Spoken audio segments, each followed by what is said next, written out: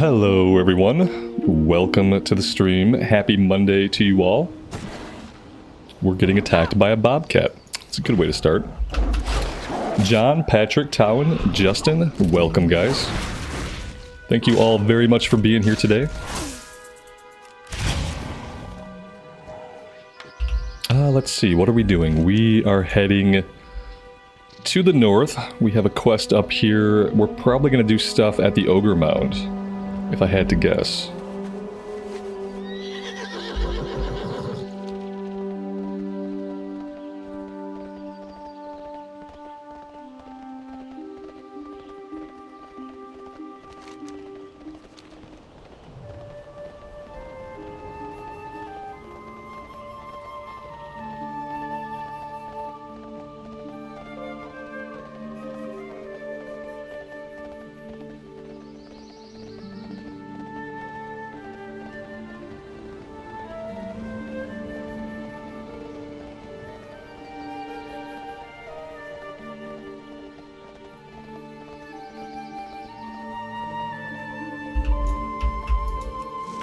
Kind of curious what the deal was with the surprise maintenance today. It was kind of a longer maintenance too. And then they actually extended it to 2 o'clock my time. But then the servers were online, like basically right when they extended the maintenance, the servers were back up anyway. So I'm not really sure like why we had to have maintenance. And we'll probably still have maintenance again tomorrow. Gotta love 2 days of back-to-back maintenance. Yeah, maintenance is usually Tuesdays, and there will be maintenance tomorrow. Like, have no doubt. There will also be regular maintenance tomorrow. But yeah, we had to have some kind of extended maintenance. It started at a really weird time. So maintenance typically goes from 7 a.m. PDT to 10 a.m. PDT. Today it was 6:30 PDT to 11 o'clock. The 11 o'clock got extended to noon. Like they kind of just kept extending it. Let's see, we actually have to go this way. I was expecting Ogre Mound stuff, but no. So yeah, tomorrow will be another day full of maintenance. Happy times. Karen, good evening. Welcome to the stream. Thanks for being here.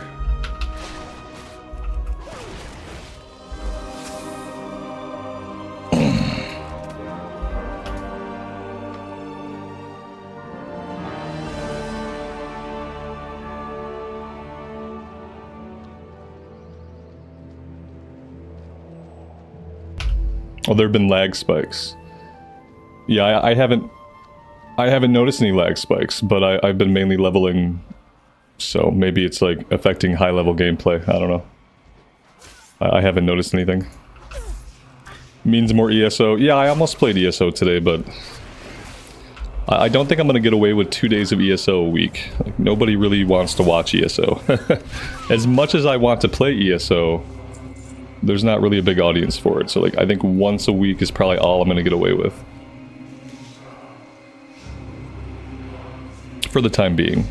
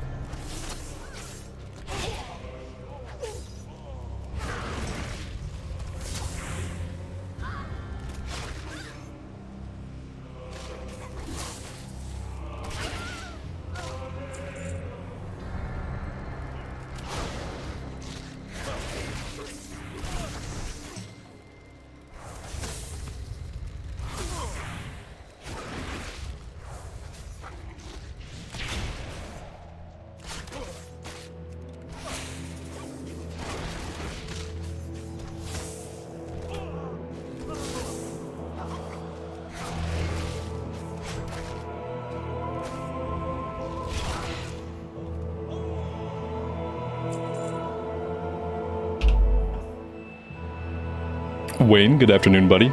Welcome to the stream. Thanks for being here.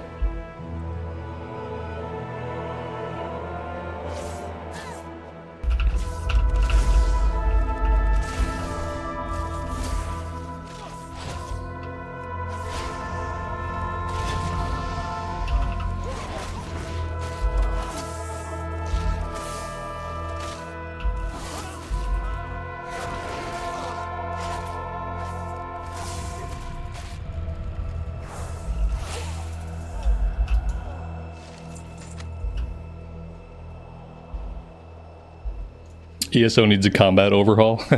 Yeah. Yeah. I don't know if it needs one. People tell me that at high level, ESO combat is fun, engaging, and challenging.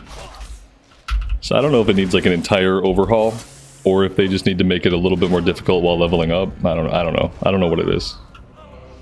I haven't played enough to know. If I ever get to the endgame content that's supposed to be like hard and challenging, then I'll have like a better opinion. It does, while leveling up, combat leaves something to be desired. Which is kind of the difference between like games like ESO and Guild Wars and WoW. Like WoW combat while leveling up is not super challenging, but it manages to be fun despite that fact. Whereas combat in ESO and combat in Guild Wars 2, it's not challenging while leveling up, but also it's not like it's not fun. The button pressing is not super engaging. Like that's the bottom line. However they design classes in WoW, like the button pressing is engaging even if it's not challenging. If you're on a class that you like.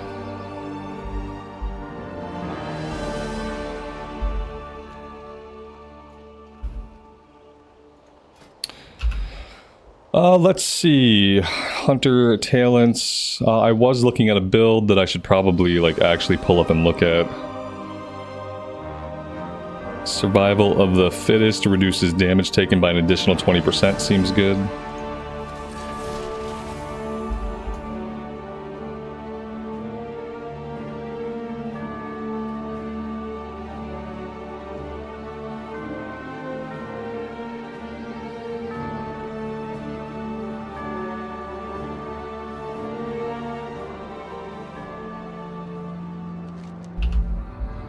We're in Maradon today. Maradon post-Cataclysm.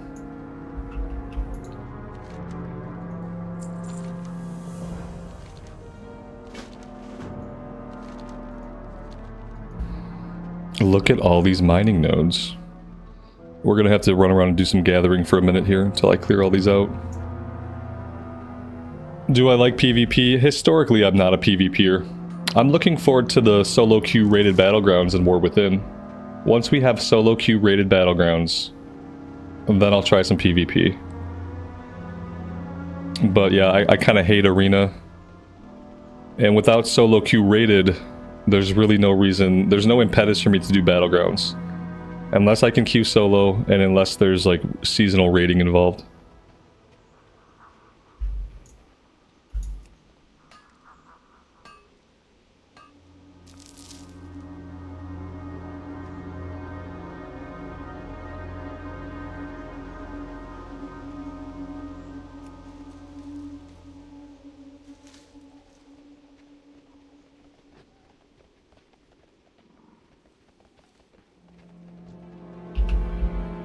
It's kind of crazy, actually, that WoW has gone its entire life without solo queue rated battlegrounds. It's kind of weird. But then again, like, let's be honest. PvP is an afterthought for WoW. PvP is not the game's focus. It's kind of a complete afterthought. It's often completely overlooked for multiple expansions at a time. And no one really cares. Part of it is, like, if you really like PvP, if PvP is your jam, there are better games to PvP in. There are games that are made for PvP. Yeah, I think the devs know that. So, like, the amount of time they devote to PvP is very limited.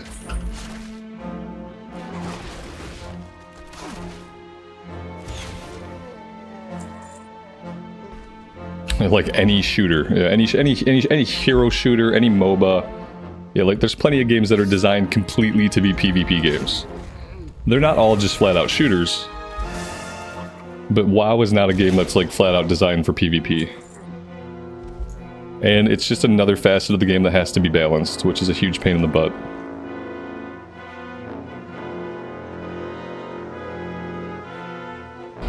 Do I have a Sky Golem mount? No. No, I doubt it. I don't have any cool mounts. I don't even have a Yak mount. So yeah.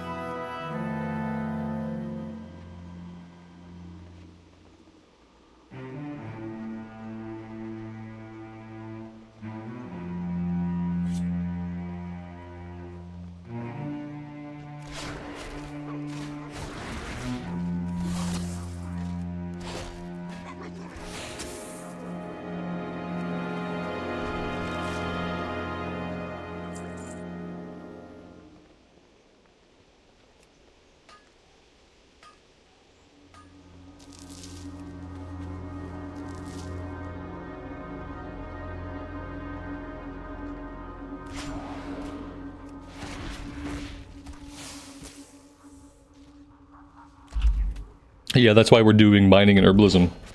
It's actually a lot of XP. Like you'll notice we get 139 XP per kill.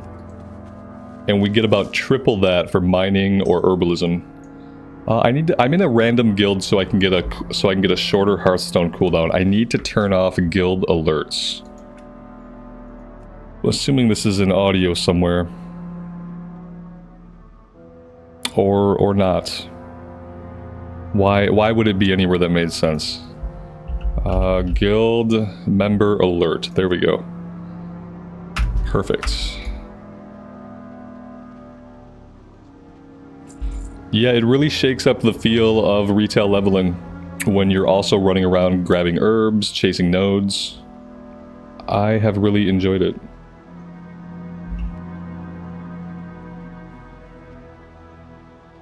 Now, what I don't know is if it's actually efficient. It's part of me realizes it's probably more efficient to just like focus on quests. Just get the quest done, turn the quest in. But it's nice to have something else to do along the way that kind of makes us explore a little bit. It injects a little bit of a classic vibe into retail leveling, and I appreciate that.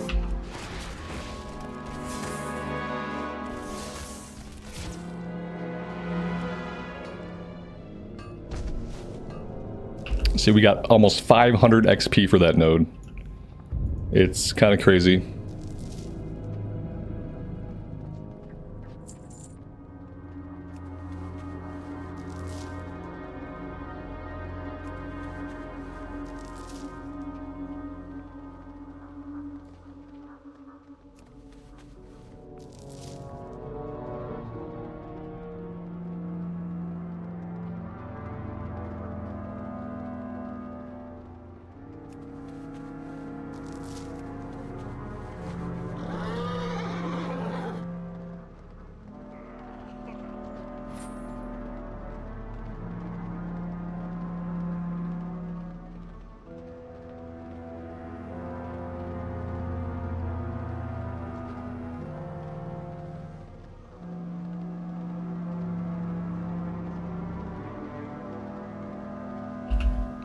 Yeah, we captured the ram pet the other day.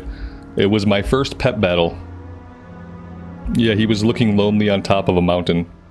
So I clicked on him thinking that I could just like pick him up. But that initiated a Pokemon style pet battle, which we were victorious in. And he's been hanging out with us ever since.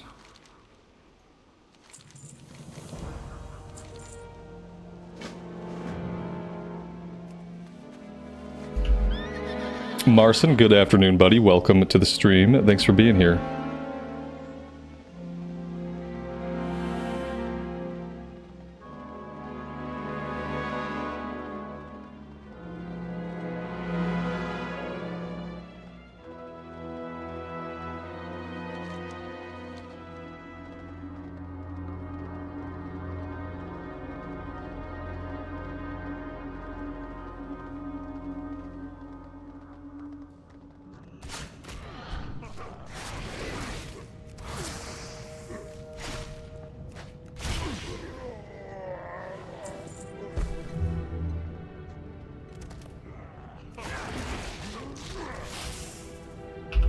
We should probably be doing like dungeons sporadically just to get a little bit of gear. The stuff that comes in the satchel is actually really good. And we should just queue up occasionally. I don't want to start spamming dungeons. Not until we can do time walking, which starts like tomorrow. Yeah, missed a Pandaria time walking. Pretty sure it's Pandaria. But we should do like a couple.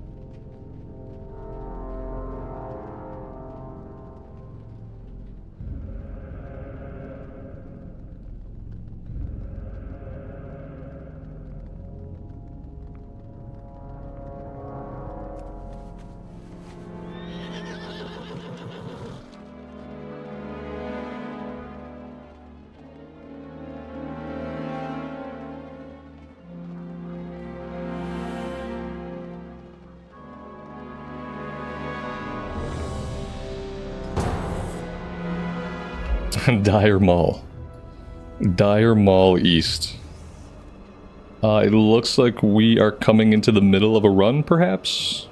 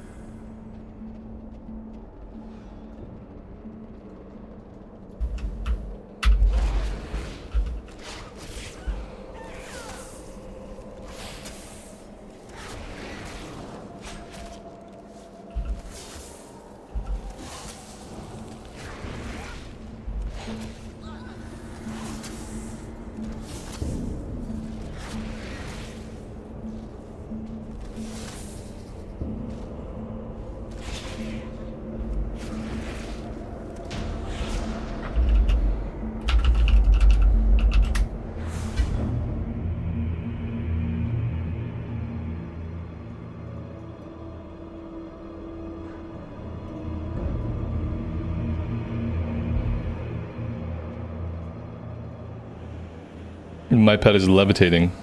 Not really sure why.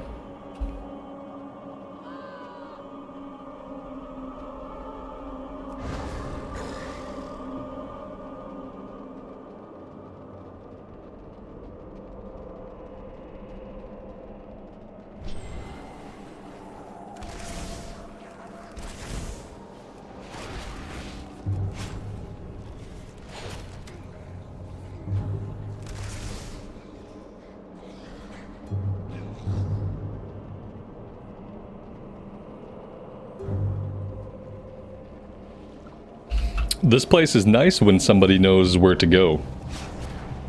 When you don't know where to go, it sucks. I don't know where to go. It seems like the person leading the group does. So that's exciting. We might actually finish the run.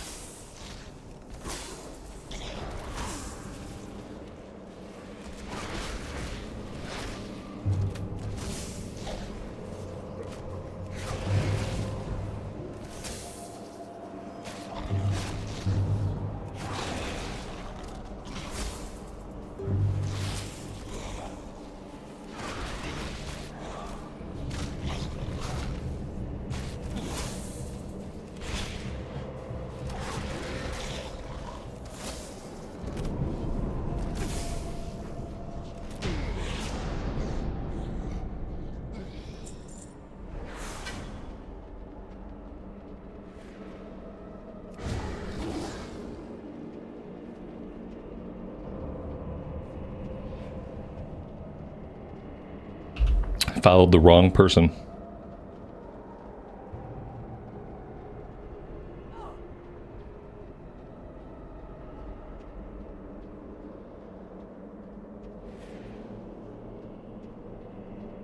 Now we're lost. This is how dire Maul runs end.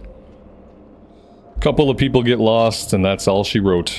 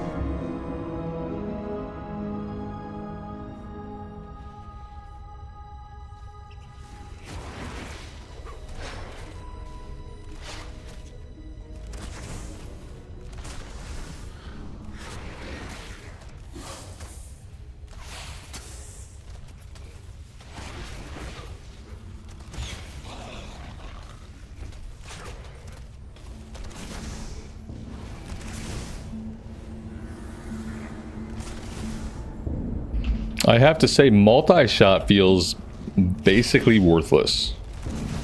I wonder if multi-shot ever gets good, or if it's just kind of crap.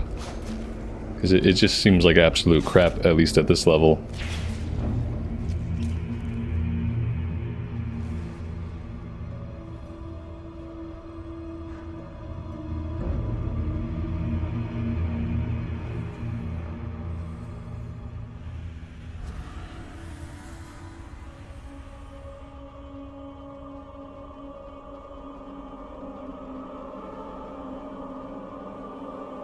I was looking at the hunter changes for War Within, and it seems like Beast Mastery is not being like completely overhauled. Marksmanship and survival are getting a few more changes. Beast Mastery apparently is going to feel much the same as it does today. Which is good. That'll let us like get into Mythic and kind of judge how it's going to be in War Within. I guess like a few things are going to change, but nothing like fundamental about how it's played is going to change. We're doing something. What are we doing? We are going down that way. I don't know if that fall will kill me. Let's jump down onto the roots. Right there. Oh, we missed. Perfect.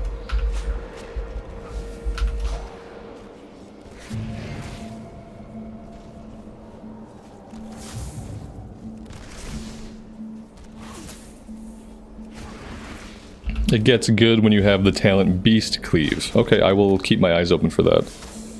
I assumed there was some way to make like the AoE better, but yeah, right now it's not worth hitting the button.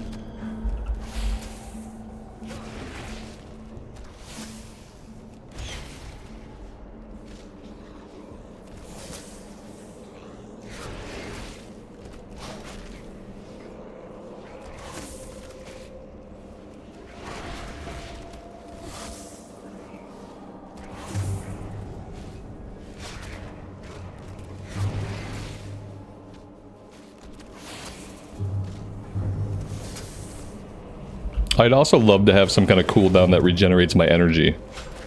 Or a cooldown that gives me like a bunch of energy all at once. Or a cooldown that makes it so I can use my abilities for a little bit without using energy.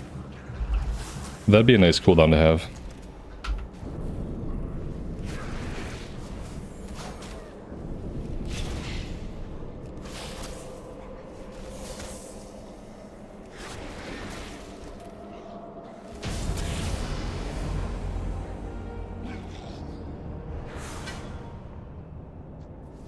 Remove multi-shot and take Murder of Crows. I don't think I have Murder of Crows yet.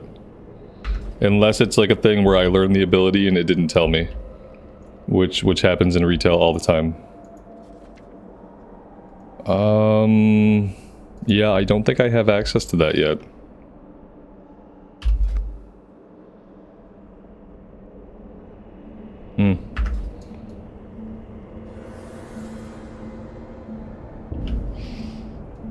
Was that the run? Was that it? Are we done? Yes, I think we're done.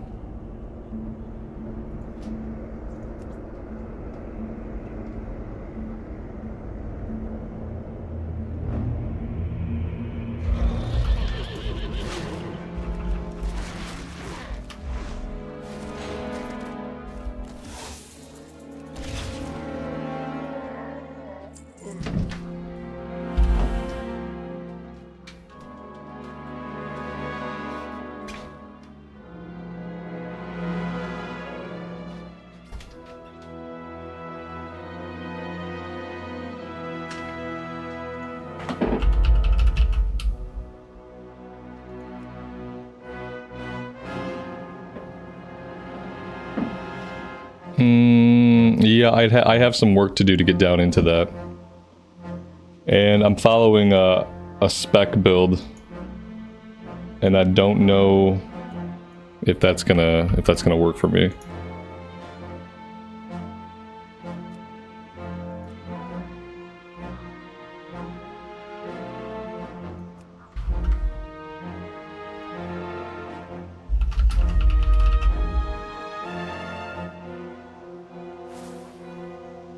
Yeah, it's not taking me that way.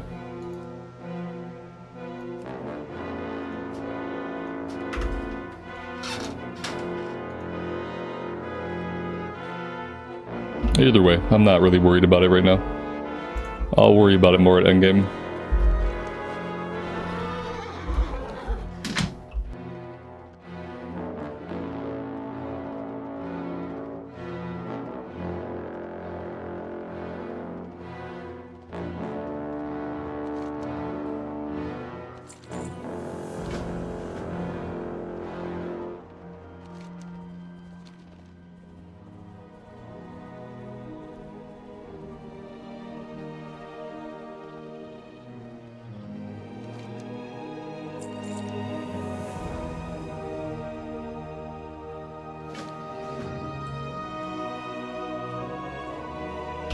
Apparently we are getting a ride.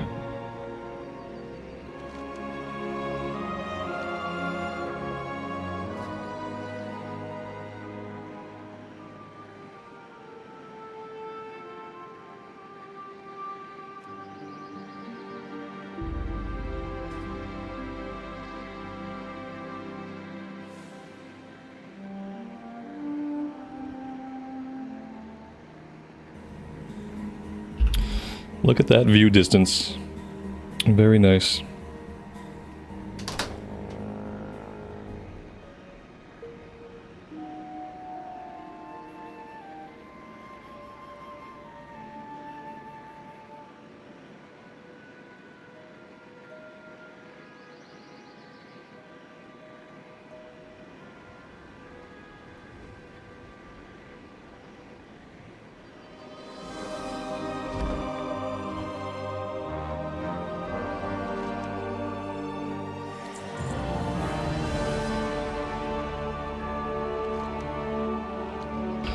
Alright, well, apparently we are done here.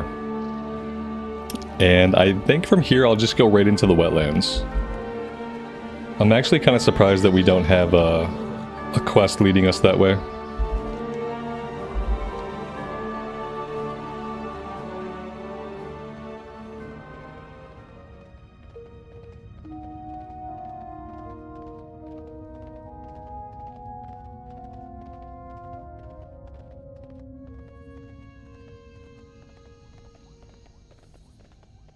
Oh, we do have a breadcrumb. Checking on the boys. Travel to the wetlands and speak to Mountaineer Rarin. Okay, good. Buffalo Bill, good afternoon, buddy. Welcome to the stream. Thank you for being here. I appreciate it.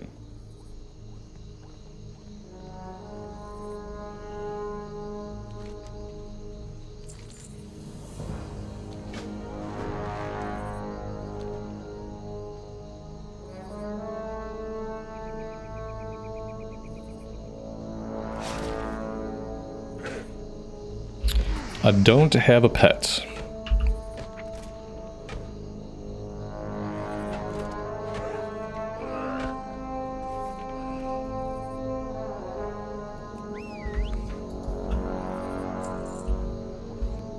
I need to get a new pet. We need to get a cooler pet. So many pets out there. We need to get at least something with more pixels. Would be good.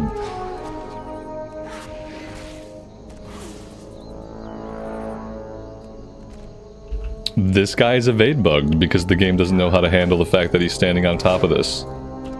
Like, Blizzard put him here, they put him here, and they don't know the game can't handle it. So now, I don't know, maybe I have to get up here. There we go.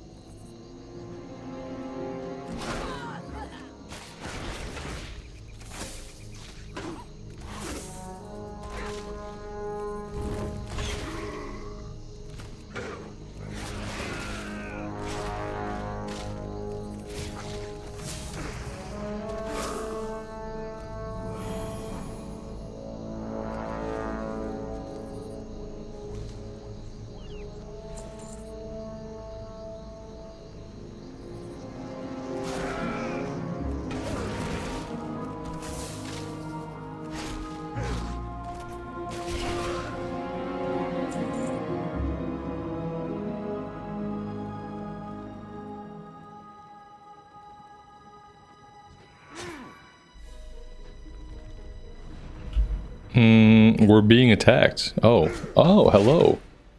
Not sure where you came from. You must have been up top.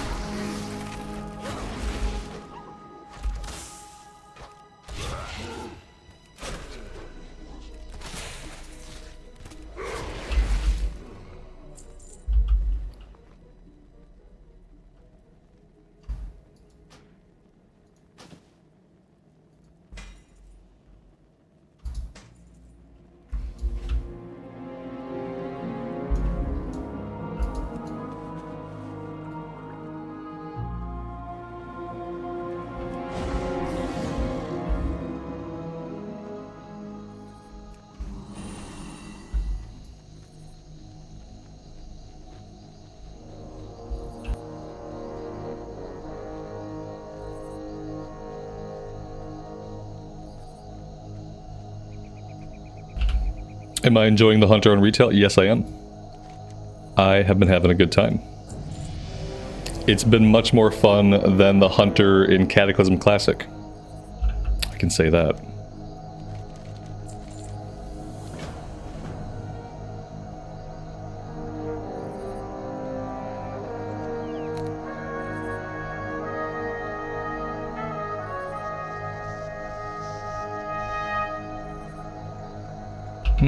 I don't think we're getting up there from here, actually.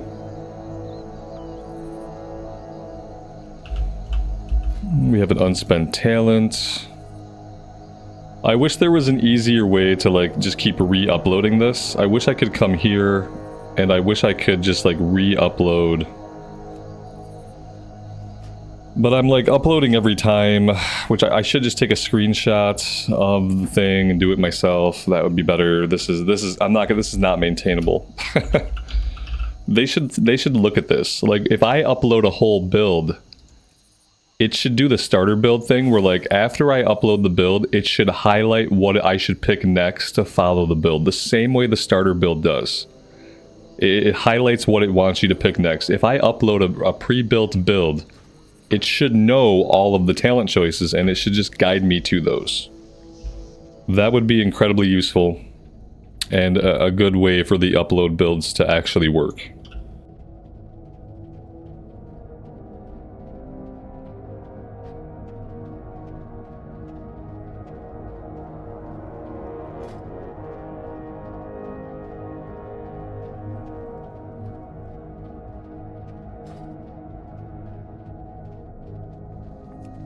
I could mount up. I could remember that I can ride a mount.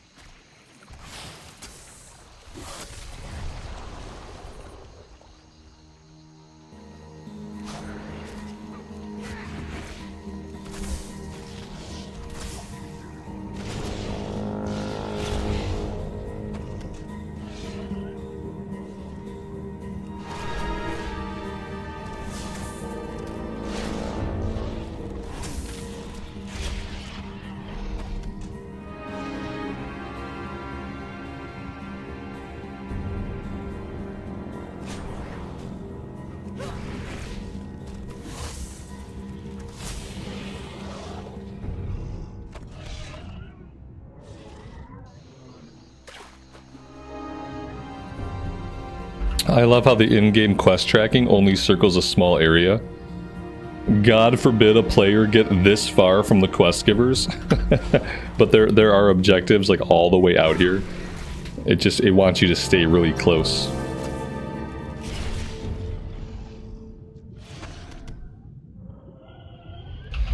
How can I not go and pick up all of these herbs?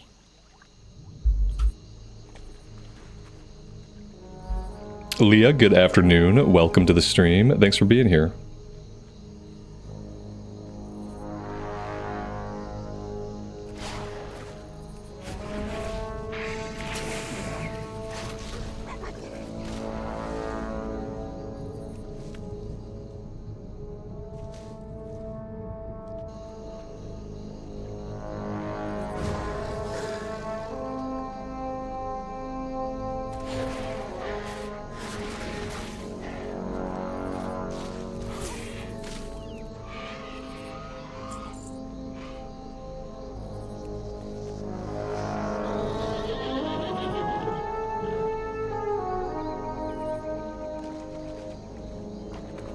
Are heirlooms worth getting in Dragonflight? Depends on what you mean by worth it. You don't really need heirlooms. Heirlooms don't give you any bonus XP. They just make your character more powerful. And you're already pretty powerful. I think having heirlooms on like just detracts from the leveling experience. I like being able to hit a few buttons and kind of work through my rotation to kill an enemy. And with the normal level scaling and with like the normal gear, you can do that. If you have a full set of heirlooms, you kill things in like probably a couple of hits. So it depends on the kind of player you are. It depends on what you want out of your experience. If you just want to be a powerhouse and you want to go around and kill things in a couple of hits, then like absolutely. You can wear full heirlooms. I also like equipping gear as I get it. I don't like wearing the same gear for my entire like leveling experience. I like to get a new piece, equip it, have a different look. But yeah, it depends on what you want. I like the way the game feels without heirlooms. It feels like I'm actually playing a game. I have to think about my buttons a little bit. I have to press a few of my buttons every encounter, and I kind of like that.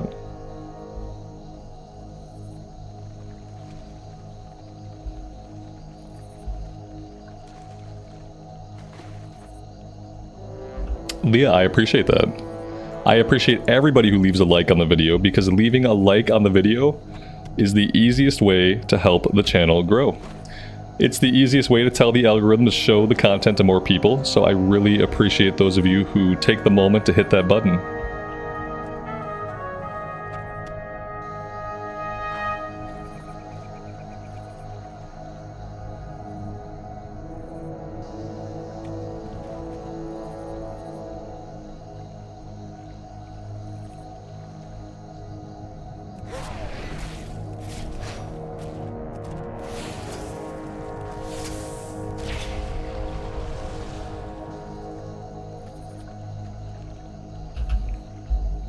Did I not like Guild Wars 2? Like a lot of MMOs that are out now, I don't find the combat, the moment-to-moment gameplay, or the class design of Guild Wars 2 to be interesting.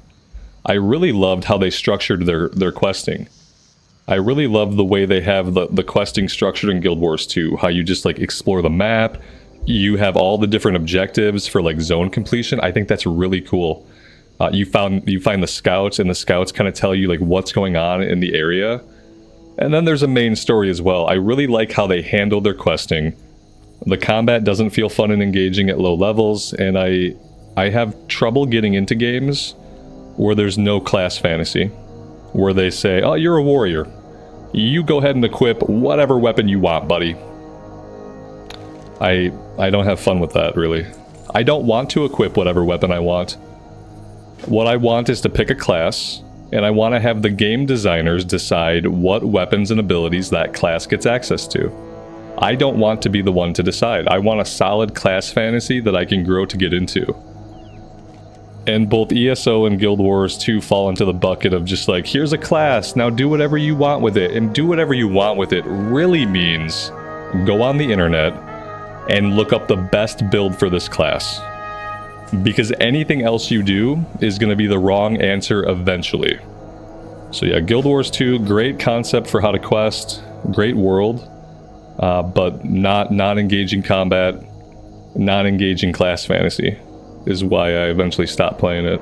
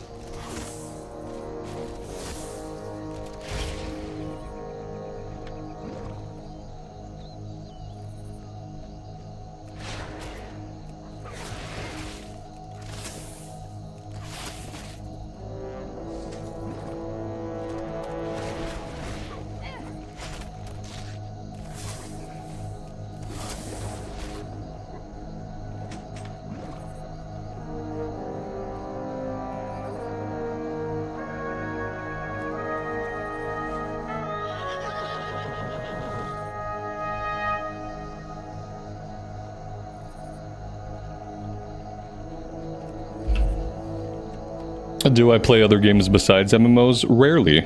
Usually not on the channel. Usually, like, the only thing that does really well on my channel is MMORPGs. Sometimes I can get away with doing other stuff, but typically the algorithm just punishes the crap out of me. Alex, good morning, buddy. I missed you. I see that you're here, and I appreciate you being here, man. But apparently I missed you way up in the scroll. But welcome. Thanks for being here. Yeah, every once in a while I try to play like an open world RPG. It's hit or miss. Usually if I do anything that's not an MMO, the algorithm just kicks the crap out of it. Doesn't show it to anybody, tanks all of my channel metrics, stops pushing the current content to people. Experimenting on YouTube is a good way to hurt your channel. They always say like, oh, as a creator you should try new things and see what your audience will like. But the reality of it is, the algorithm is only going to show content to people if it's content that it expects to do well. And if it's different content, or new content, or something you haven't done before, the algorithm is going to punish the crap out of you. So, man, it's very hard to experiment and try new games on YouTube that don't, like, directly fall into the umbrella of what I typically play.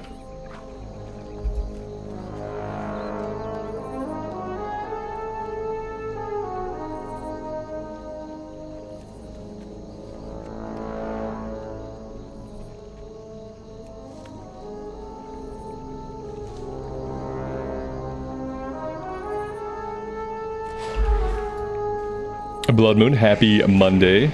Welcome.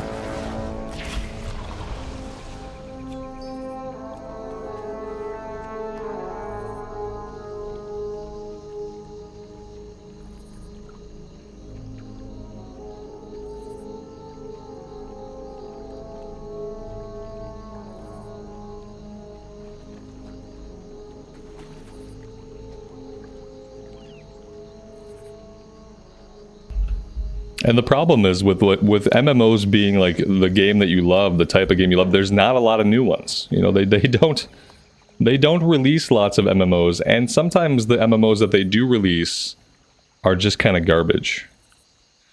So there's that. Like, I might try Throne and Liberty. I might try it. It seems like it's going to be garbage. But I might give that a go and just check it out for a couple days, see if it's any good.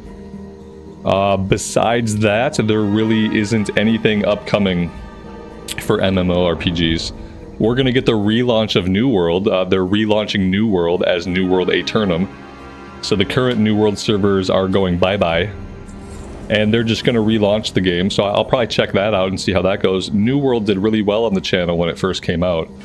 It just was kind of a bad, unfinished game when it came out, so we played it for a while and then we stopped. And you know, 8 more years of development, Pantheon Rise of the Fallen will come out, and after about 16 years of development, they'll have made their EverQuest 2 clone. Really hard to make an EverQuest clone in 2024. Apparently it takes over a decade to make it. So yeah, you know, 8 more years we'll have Pantheon. In 15 more years we'll have Ashes of Creation. I'm shaking my head because I don't know that either of those games will ever actually come out to full release. Ashes of Creation will never come out to full release. Pantheon Rise of the Fallen probably will eventually. Will it be any good when it comes out? Probably not. But it will be an EverQuest clone, so people that like that will have a good time, I'm sure.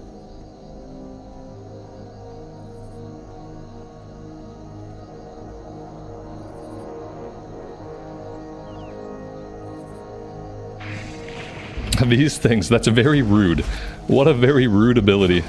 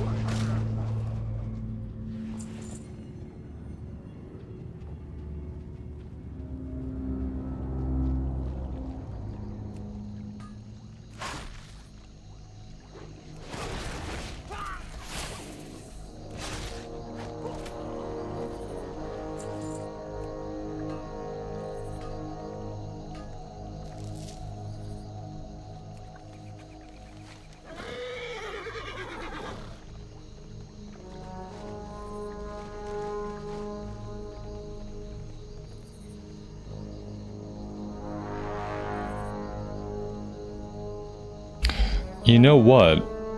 I turned my ground clutter off when I was doing the no-code offensive Mythic Plus the other day. And I don't think I turned my ground clutter back on after that.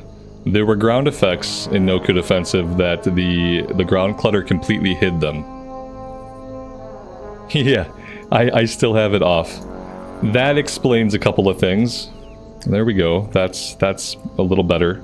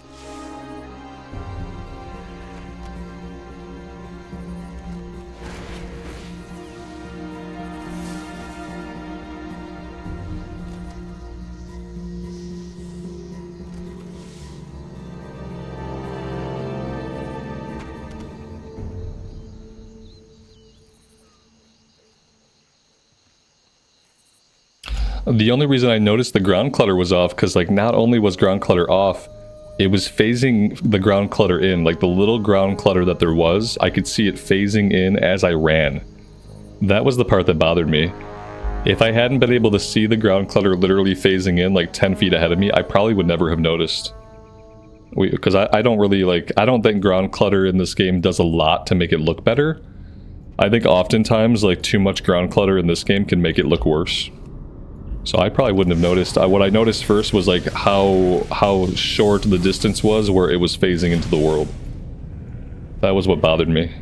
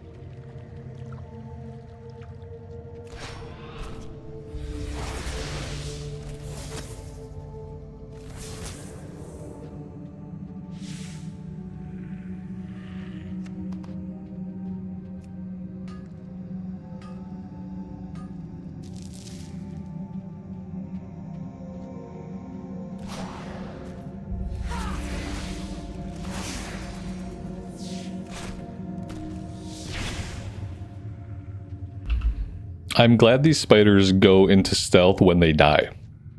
That's not a very useful time to go into stealth.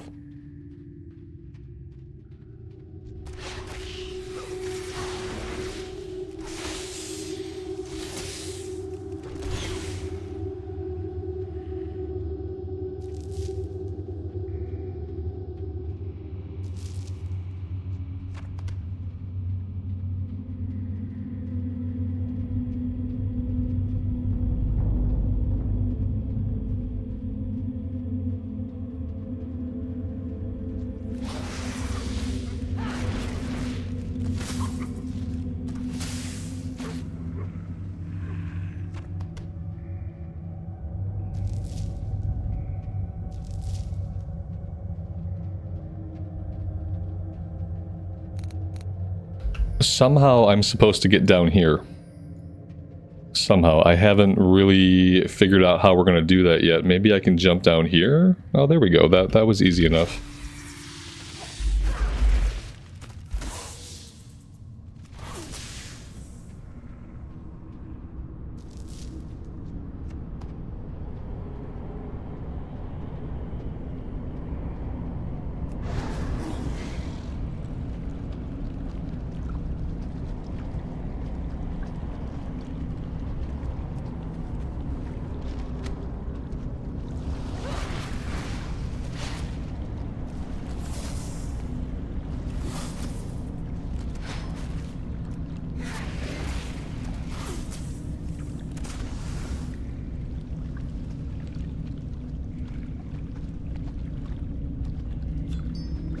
Now we got an item that begins a quest.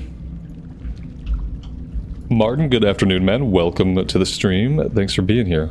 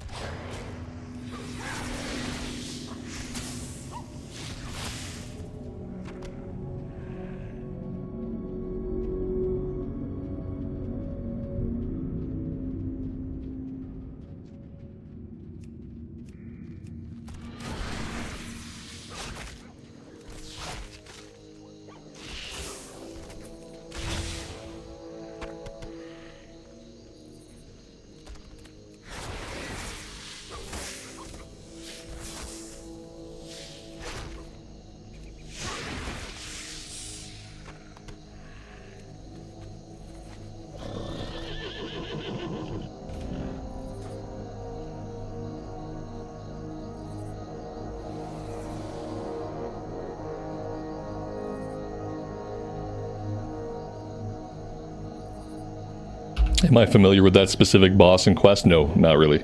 Shadow Moon Valley was a place that I never really did a lot of questing back in the day. It was one of those, like, just blighted, blasted, moon surface looking places that I did as little questing there as possible. I tried to stay in places like Terakar Forest, Nagran, Blade's Edge. Zangarmarsh was nice. For some reason, I just always avoided places like Shadow Moon.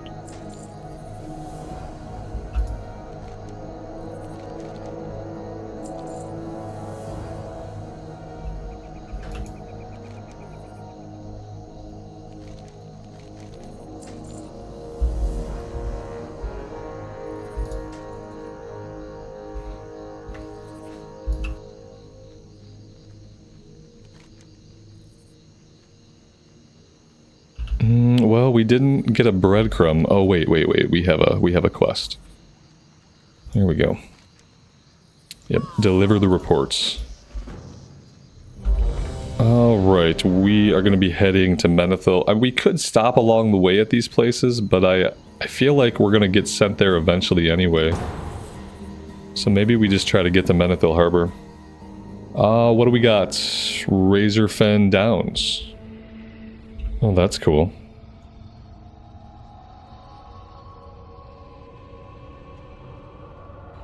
Got some quests over here.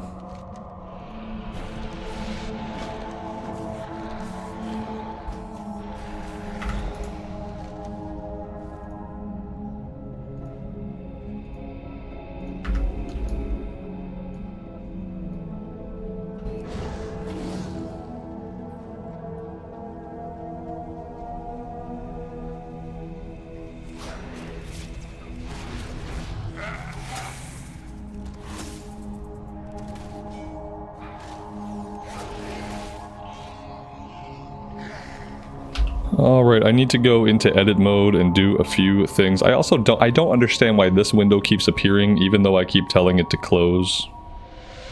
Every time I open this, I come in here, I tell it to go away, and every time I do that, it just comes back. So, that's unfortunate. I really want this to be like the raid icons. Which it says it's already doing. But it's not doing it. Okay, well then for now let's move them down here.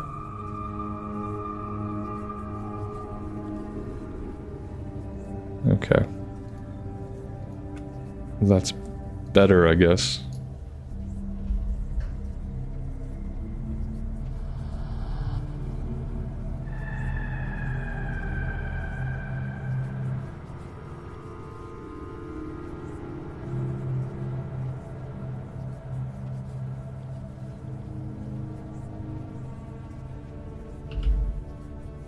Monica, good afternoon, good evening, welcome to the stream, thanks for being here.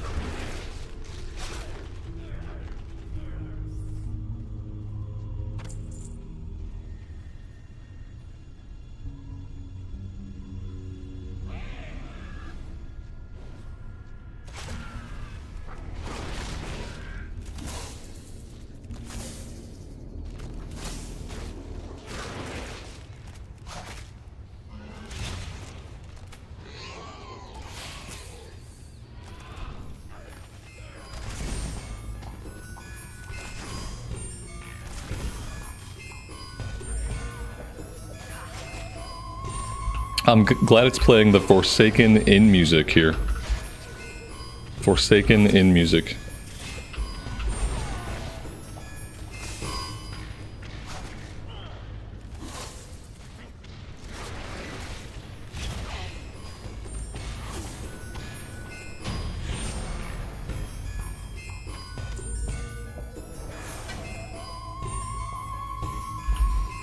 What's my opinion on leveling faster in retail instead of slower in classic? I mean, I don't really know.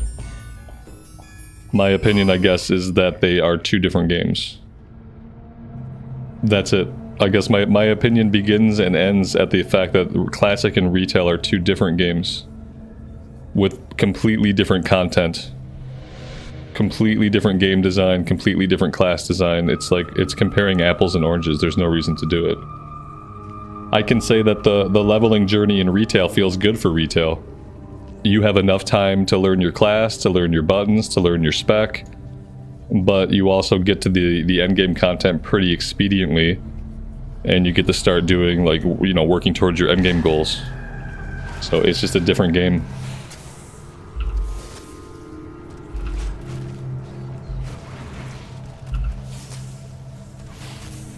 Like, when I play Classic Era, I play for the journey. When I'm playing retail, I'm playing with the idea of getting my character into Mythic Plus. So, to me especially, they are just two different games, and they are not really to be compared to each other, like, positively or negatively. The comparison doesn't really serve any purpose.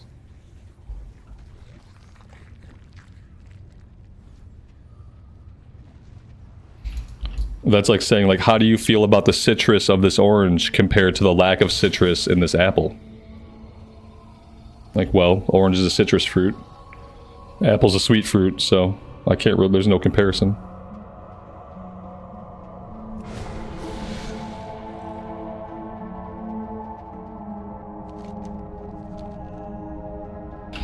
Well, that was rude. I would have loved to turn in the quest. Apparently that's not happening right now.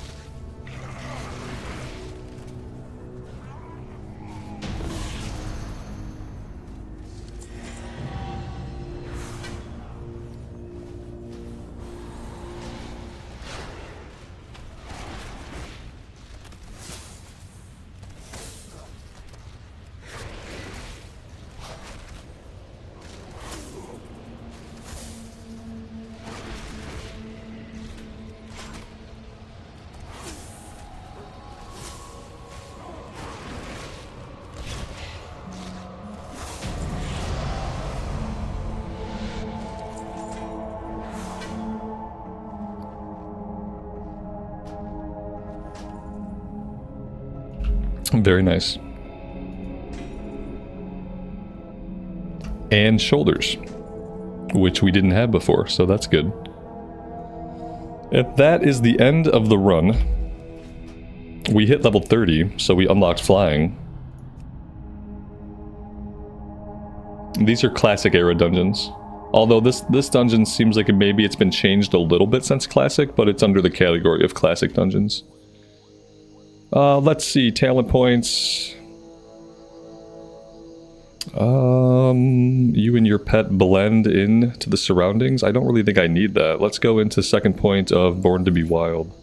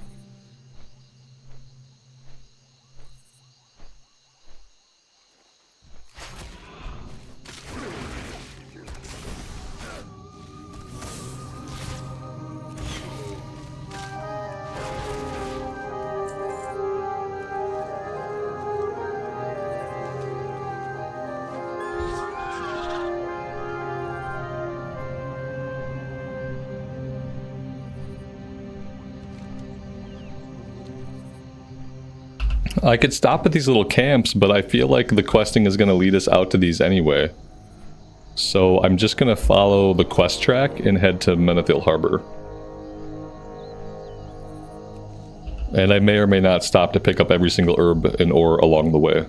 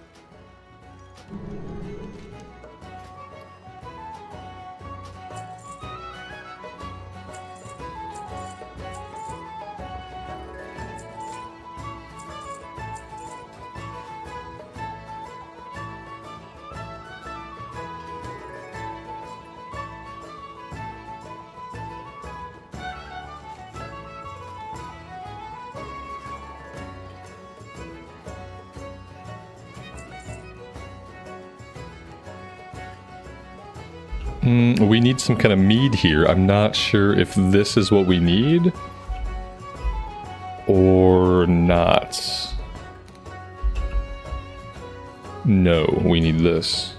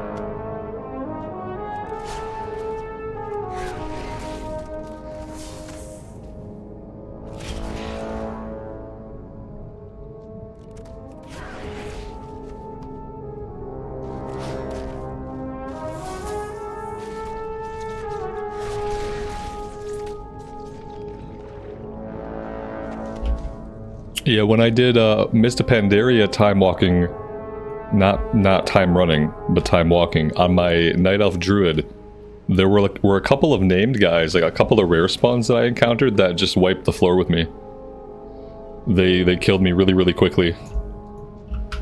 And I didn't really see like anything about them that indicated that they would be like super hard.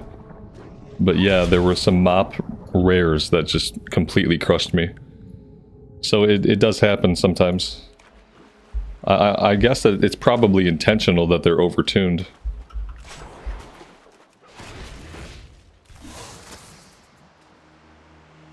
Amy, I appreciate that. Yeah, I'll probably be ready for food soon-ish.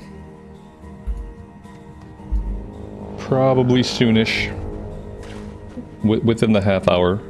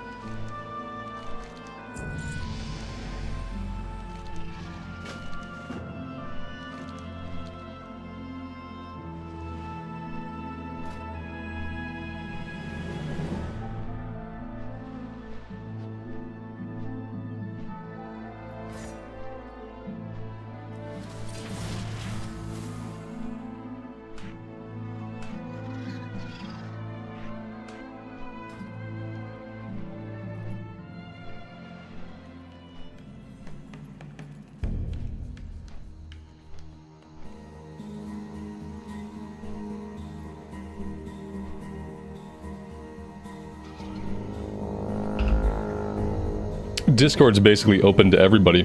What I could do is I could put the Discord... I thought I had the Discord link in the description of the stream, but maybe I don't. Give me a second. Yeah, anybody can get into the Discord as long as you can verify that you're a human being. And you can stay in the Discord as long as you're a human being.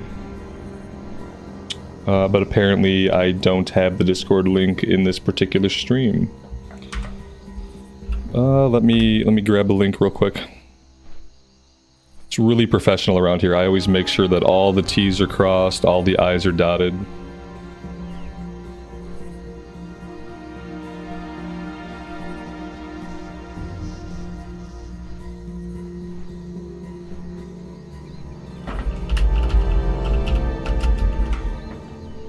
There you go. Discord link is in the description. There is a short verification process.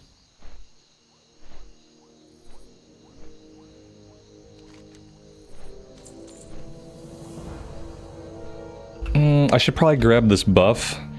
It's not super useful, but I will grab it. And while I'm grabbing this buff, I'm gonna go bio. It's the perfect time.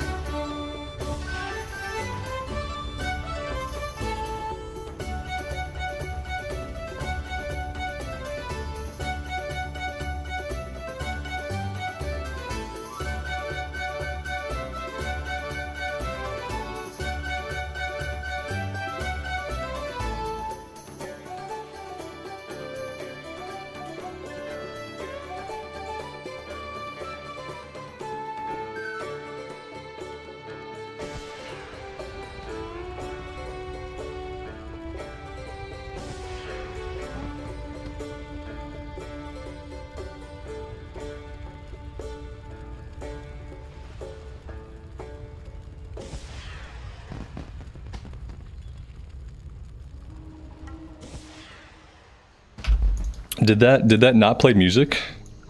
We didn't get the ribbon pull dance music with that? That's weird.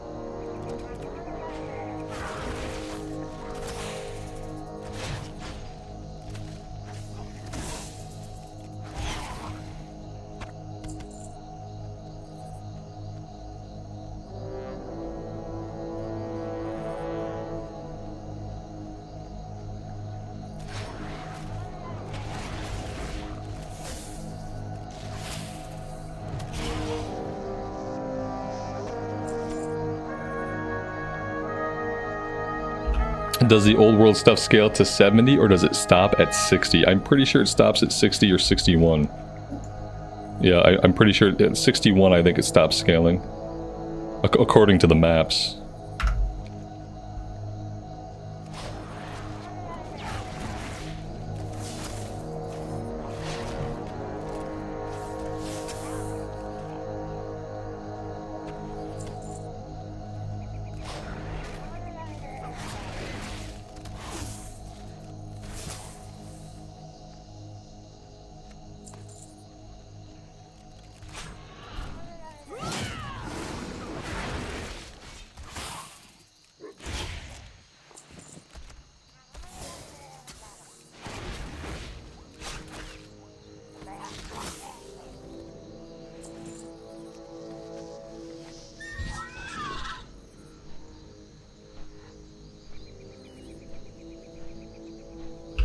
somewhere out here is Gobbler. I haven't seen him. It circles a very small portion of the map.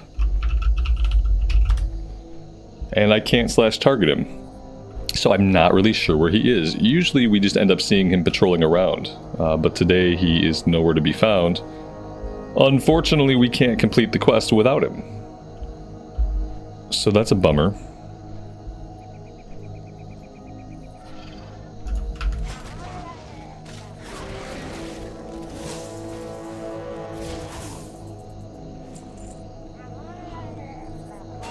We did, however, find a rare spawn, 2 toes.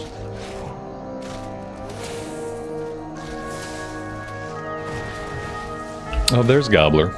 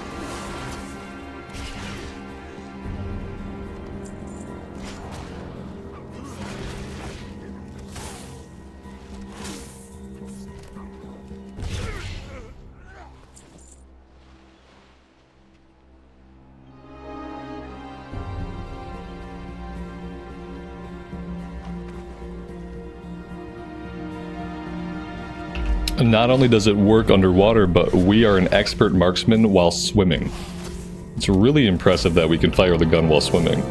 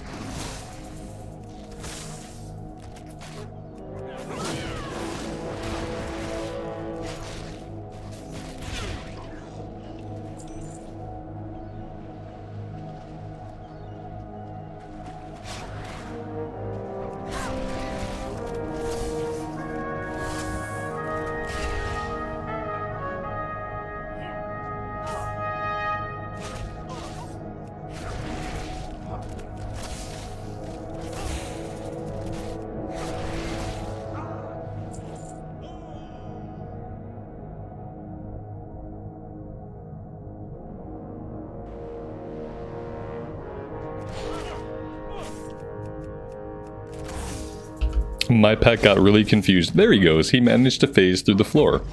I appreciate his tenacity. I thought he was going to be stuck up there.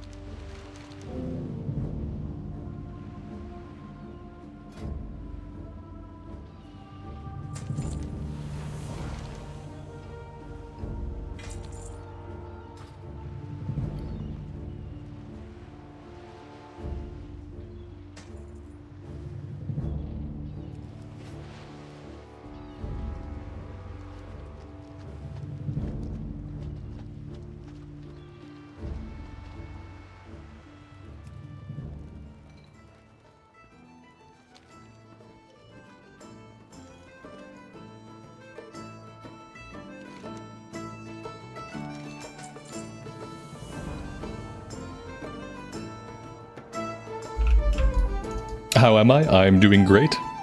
Thanks for asking.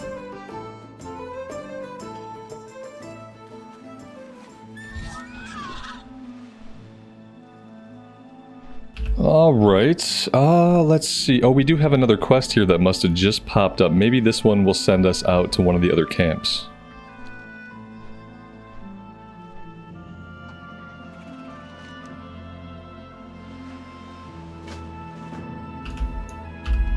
There we go.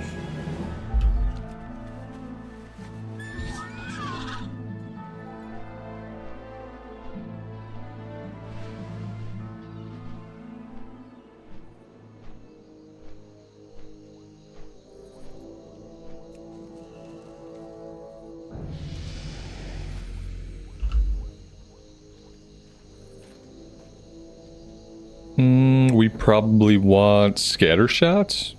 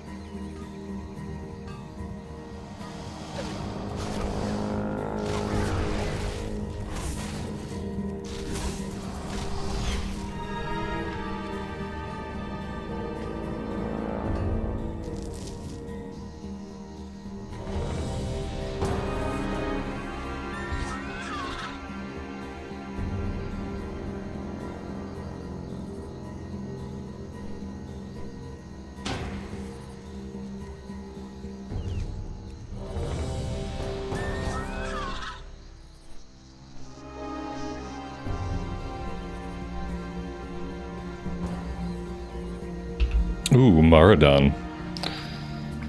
Alright, oh, it's split up into different wings, obviously. So only 2 bosses in this wing. Yeah, Amy, that's okay. I appreciate it. Thank you. Thank you for doing that. I'll probably take a break after this run to come and eat.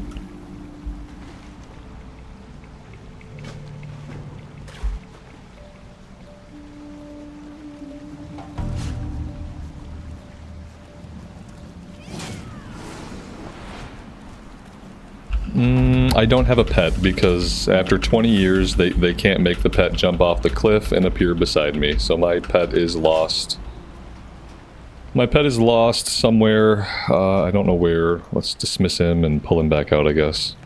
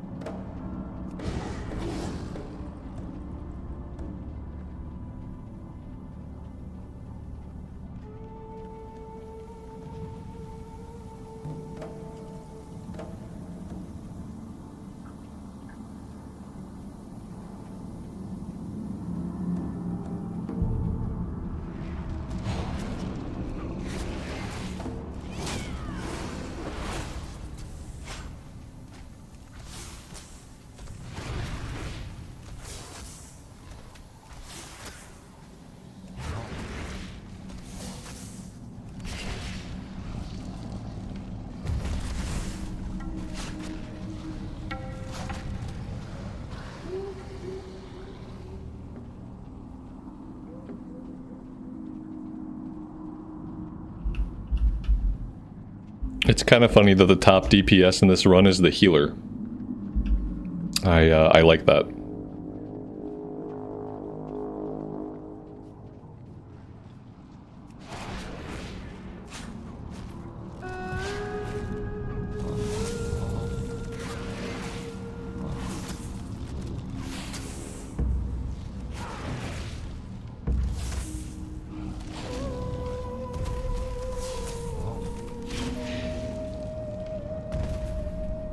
Yeah, they're mainly just doing chain lightning.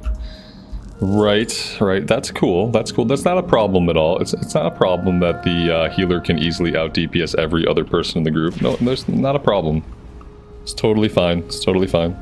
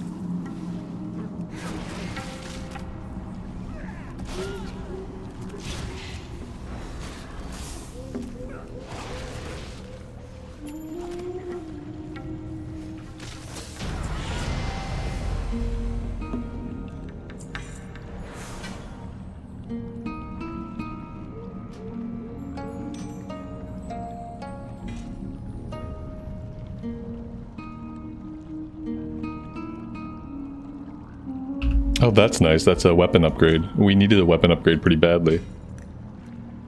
Another belt. Alright. Very good. Very good. There are quests to turn in.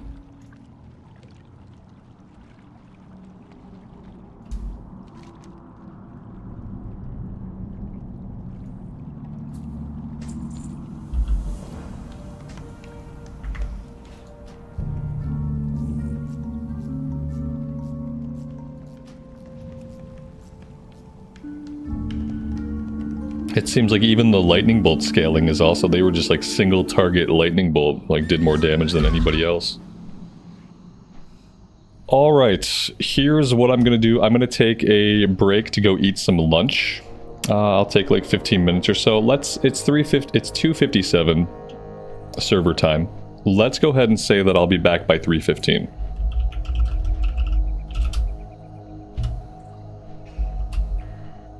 Let's say 3:20. I'm gonna give myself a little bit of time to eat.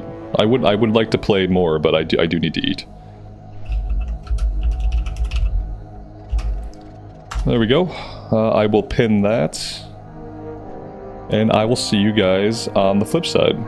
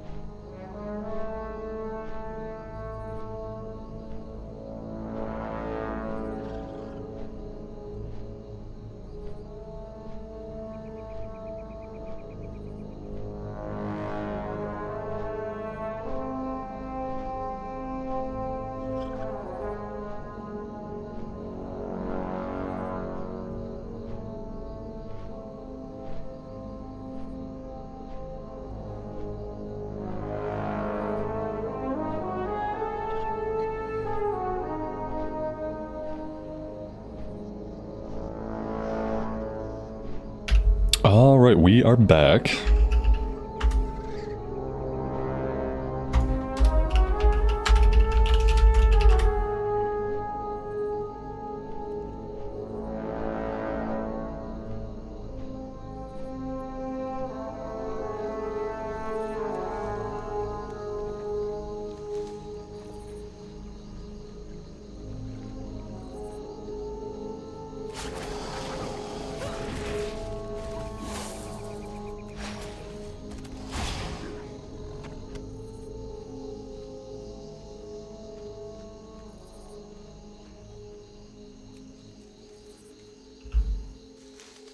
Marcus, welcome to the stream, buddy. Thanks for being here. I appreciate it.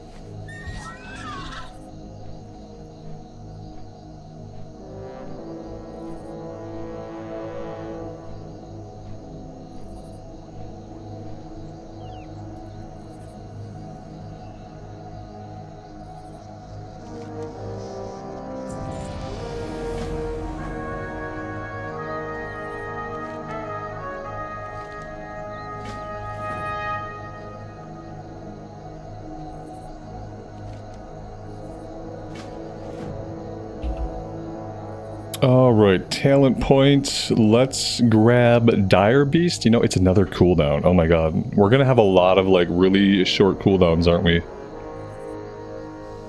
I am out of buttons. I don't have any buttons left for this. I mean, I have this button. That's fine for now. Yeah, I hope we don't get too many more buttons, but I feel like we're going to. So that's a little worrisome. People kind of compared this to, like, the ranged version of the Rep Pally. One of the great things about the Rep Pally is that it doesn't have too many buttons. And it doesn't have, like, 15, 30-second cooldowns to manage. So I hope this spec doesn't go in that direction, but it seems like it might.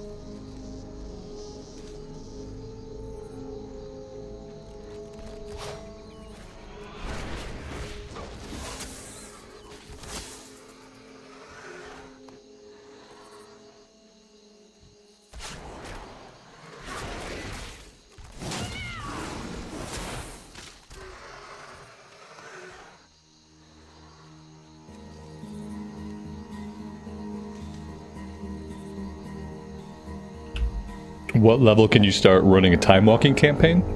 Right at level 10 you can go talk to Chromie.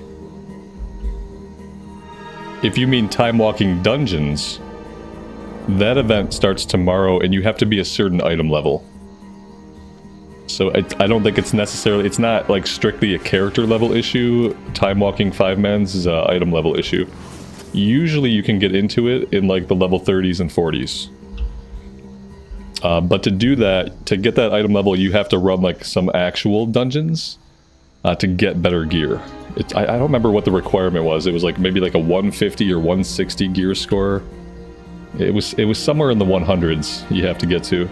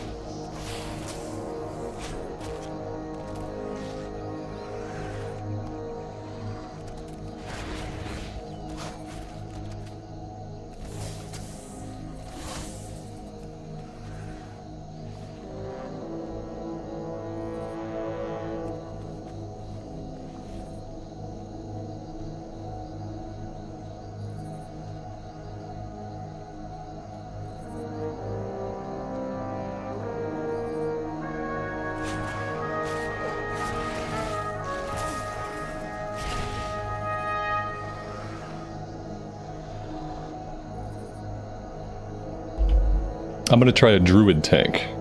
I thought about going on my warrior, but I think I'm gonna reserve my warrior for like a second melee DPS. I think I'm gonna go on a druid. So my druid's level 47. I'm hoping that tomorrow I can take my druid right into time walking. I'm hoping they have the level requirement necessary. I would like to get them tank spec'd and get them right into 5-mans and start learning how to push the buttons. My Blood DK was going to be my tank, but then they got stuck in Pandaria Remix, and they're never coming out of Pandaria Remix. So we're going to try a druid. Maybe get some use out of a character that I abandoned a while back.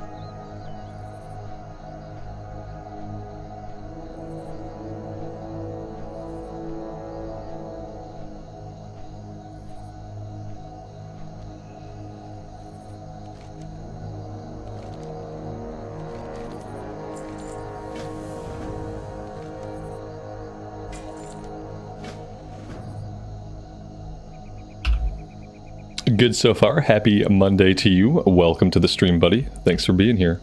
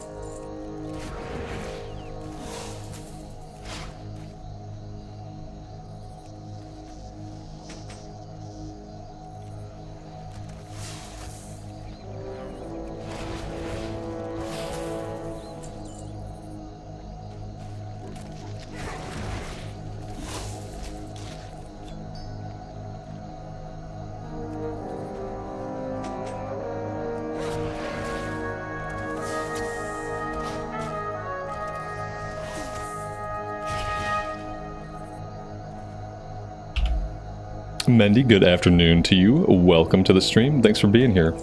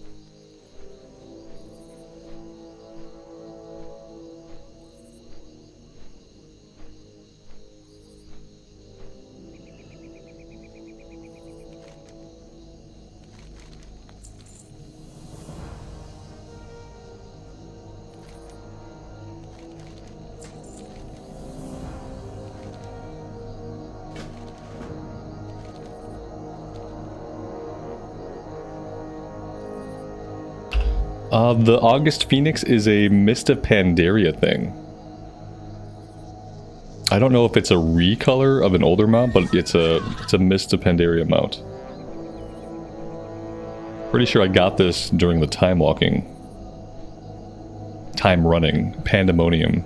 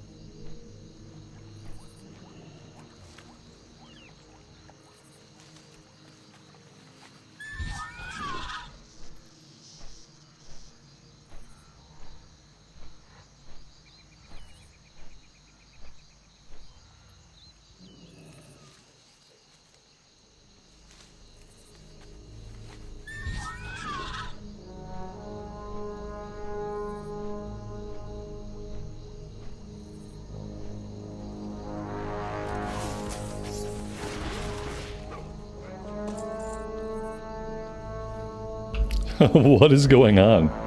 Oh my god. What have we stumbled into? Oh no. There's 4 of them. I count 5. I count 5 boomkins. 5 boomkins. 6. We have 6 boomkins. What is happening? Are these bots? They have to be bots. Oh my god. Somebody should clip the hell out of this. What am I watching? What is happening here? 1, 2, 3, 4, 5, 6. At least 6 boom chickens. And they're just running, and they're doing Starfall, and they're doing their instant cast, Moonfire. Like, this is it. These gotta be bots. We have stumbled right onto a bot farm in progress. And like, the thing is, like, I need these mobs So, like, I should be able to tag them, but I can't tag all of them. They're not really inconveniencing me too much, I guess. But yeah, this is a problem, because they are tagging some of them. So I can't just hit them. I've never seen or come across anything like this. This is incredible. At least they're not taking our herbs, you know? It could be worse. I don't even know. Like, I don't know what to make of this.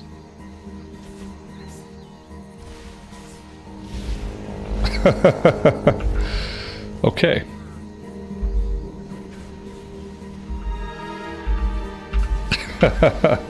There we go, that's the thumbnail for that video. Whew, okay, so they do exist. This is the first time that I have, like, seen bots that I knew for sure was, like, a bot and not, like, potentially just players being players. Yeah, this is a problem, though, because if I don't act fast, I'm not getting any tags on these guys. It's seeming to be very difficult to... Oh, there we go. We gotta get them right as they spawn in. If I get them right as they spawn in, I can get the tag. Yeah, if they hit him even a couple of times, no tag for me. This is nuts. And so how long do you think they'll be out here doing this? This just runs? They just run these characters and they run forever? What level are they? Level 60. Of course they're level 60. Right. Oh, man. I've never seen this before. This is a weird bot farm. I mean, I guess maybe the boom chicken is really good at AoE? Is that what I'm supposed to glean from this? Or are they just being boom chickens to be funny? Because it's hilarious to come across a bunch of were chickens.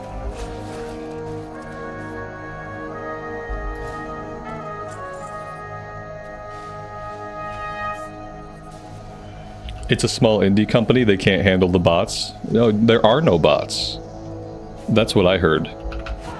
And I kind of believed it until now.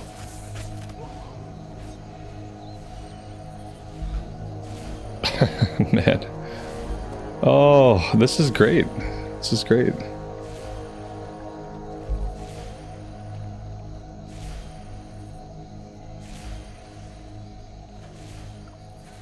Are they just casting Moonfire and Starfall? Is that what they're doing? That's what it looks like they're doing.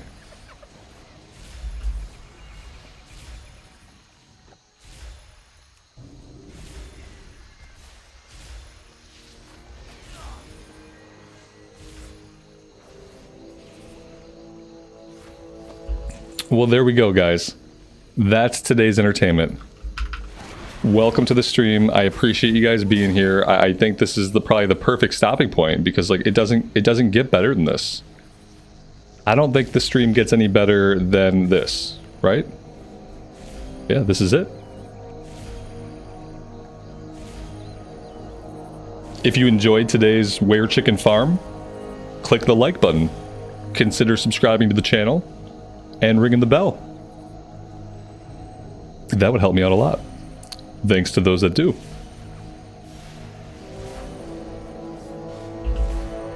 A clutch of wild bot chickens. Yeah, that's great. A clutch of wild bot chickens. I like it. I like it. I approve this message.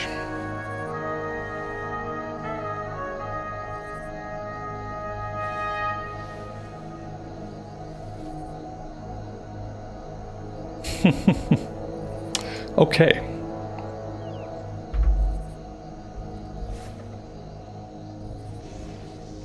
What have you missed? Just the best bot chicken farm spot in all of the wetlands. I can't look away. I should be trying to get tags, but I just can't look away.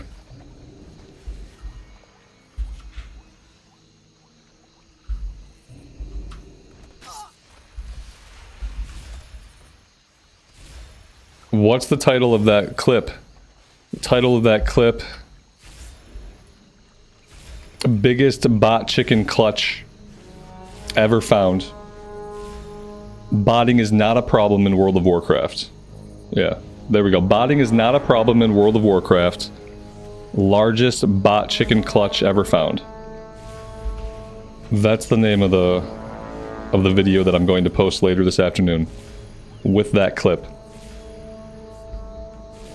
So I feel like people should know that at a special time of day, they can come here and just see the magic happen.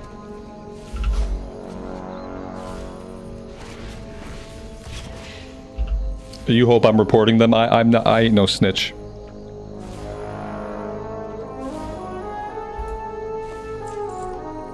Snitches get stitches.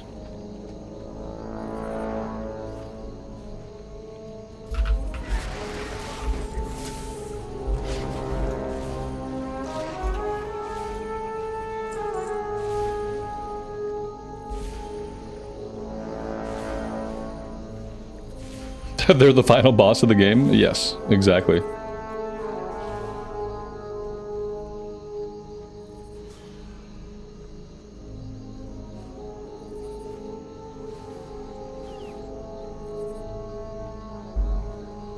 I kind of don't want to leave the area. I just want to hang out here with these spots for as long as I can. This is great.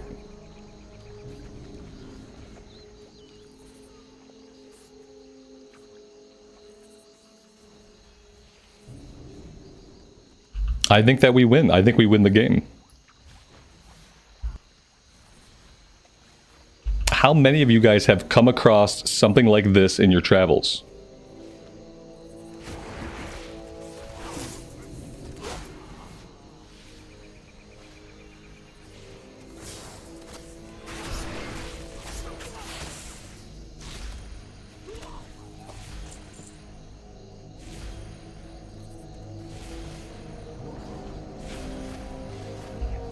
Are they coin farming? I guess so. Yeah, I would assume they're just farming for gold, right? I mean, yeah. Now, like, they are looting, so I guess eventually their inventory gets full, but that's not a problem. They don't care about the inventory, right? I'm assuming they're just looting for pure coins. That's why they're fighting humanoids. So they're probably not concerned about inventory. You know, I don't know if they, like, do they have the bots all return to town and sell everything? They're missing potential gold.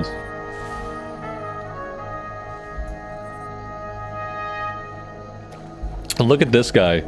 He's just hanging out over here in his camp, watching the utter destruction of his entire species. He's just like, well, thank God I didn't build my camp over there like those idiots. Oh no, what a horrifying sight that is.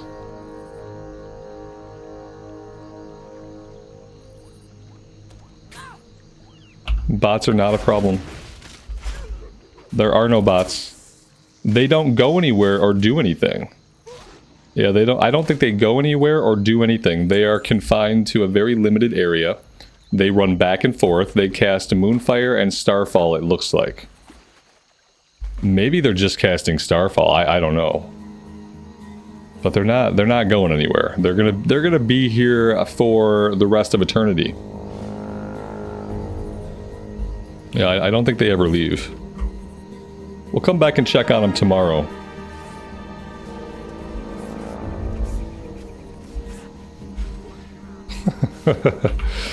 Oh dear.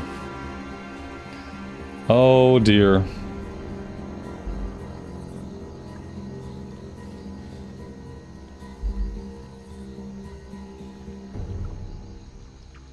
Okay, all right. We gotta move on. We gotta move on, or maybe we just log out here. I don't know.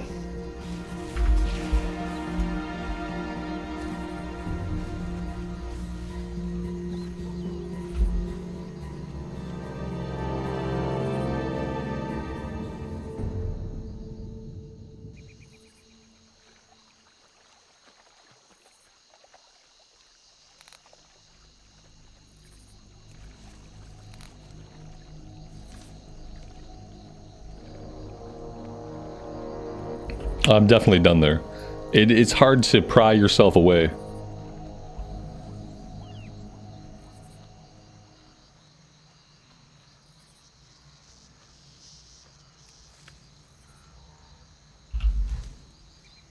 Johnny, good afternoon, buddy. I hope you were here for the bot farm. Yeah, if you just got here, back up the VOD about 3 minutes. Because if you just got here, you might have missed the most awesome thing we've ever seen in the game. It's worth going back and taking a look at.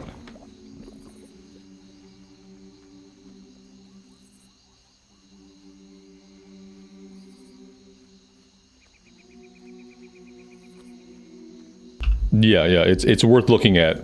Otherwise, you're not going to know what we're talking about. Because right now, we're talking about the biggest bot chicken clutch you have ever seen in your life.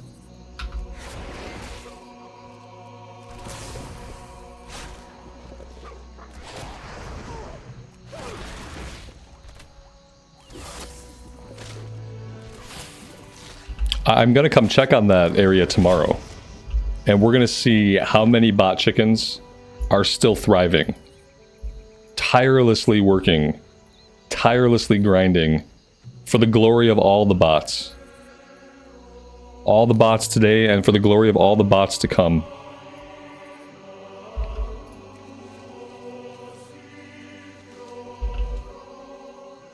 Ryan, yeah, it's nice, isn't it? It's livable outside. It's not great still. But you know, it's not 98 degrees either.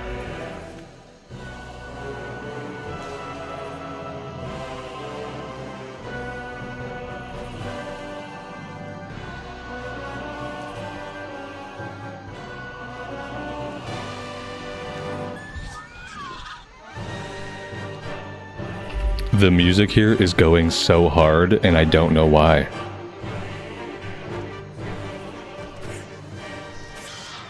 I don't know why the music's going so hard. It's like a cemetery or something, right? And like the music's going really hard.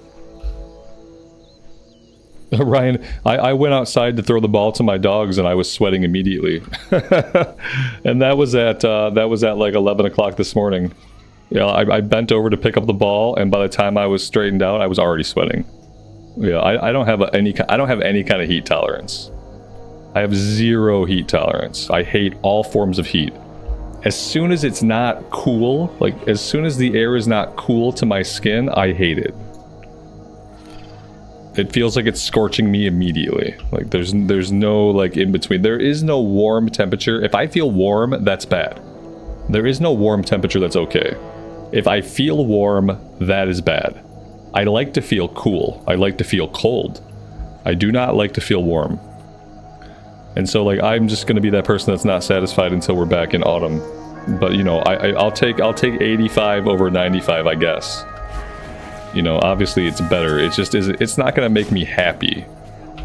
It's just gonna make me a little bit less miserable. Yeah, good thing I'm not in KC this week. Yeah, you guys are getting the heat dome. The big old heat dome. Yeah, for last week, we were hotter than you most days. Yeah, we were hotter than KC last week for most days, which is very messed up. Completely messed up. Now you're just getting yours. It's typically over 90 in KC, like every single day after like June 13th, it's 90 degrees anyway. So that's like a normal time. The normal temperatures here are supposed to be like 78 degrees Fahrenheit. That's a normal temperature for a high this time of year. But, you know, it's been 97. And now we're supposed to be happy with 87. It's bad. There's nothing wrong with the planet. I'm sure the planet is fine. Yeah. The planet's fine. It's going to safely house multiple generations of humans to come. It's completely okay. I have to free these gnolls, I guess. I guess I'm letting these guys go. Seems bad. It doesn't make sense to let them go, but I guess I am. Weirdly, like this guy is missing half his cage, so that's a little strange. There we go.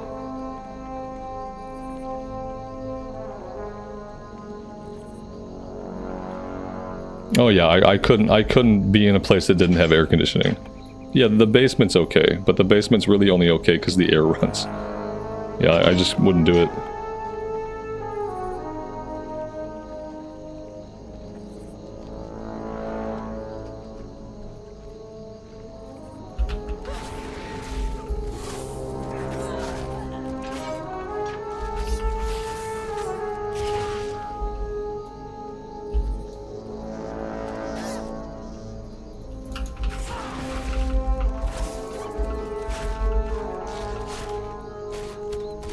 Yeah, my basement stays colder than the rest of the house. But if it's 90 degrees upstairs, that's it. So that's unlivable temperatures. So I know. I'm supposed to be grateful. You know, I'm supposed to be grateful, and that's fine. Like I'm grateful up until the point. The concept is like I'm grateful, but I'm gonna pay for it because it's gonna be like a $700 electricity bill. So like I'm grateful, but at the same time, it's not without a cost. Your cost can be in physical misery, or it can be in monetary units. My cost is in monetary units. But either way, there's a cost.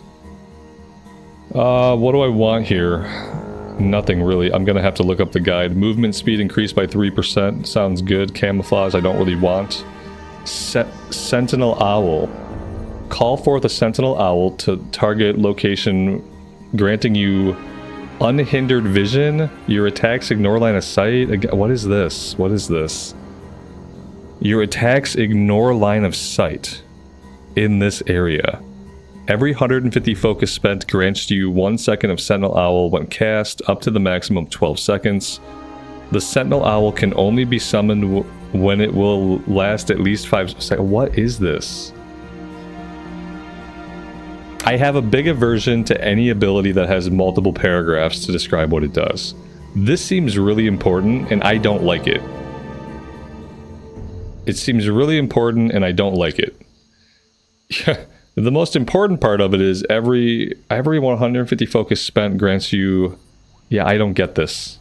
Oh my god, it's another button to push though, isn't it? I bet I need this. Oh, that's not it. Hold on. Let me grab my link. There we go. Copy. Paste.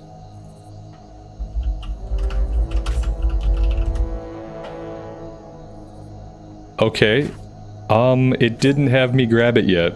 So maybe it's not part of the build. Oh, hello.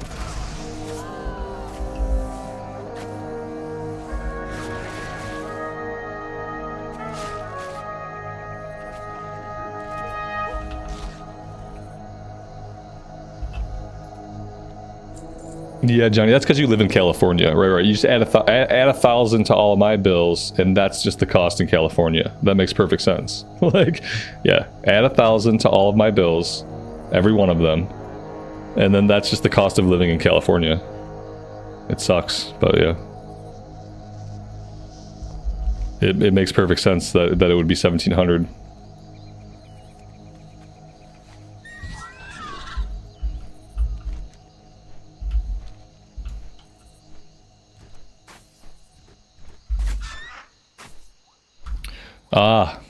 Still going. It still continues. I never thought about like watching it from the air could be fun. There we go. Absolutely amazing.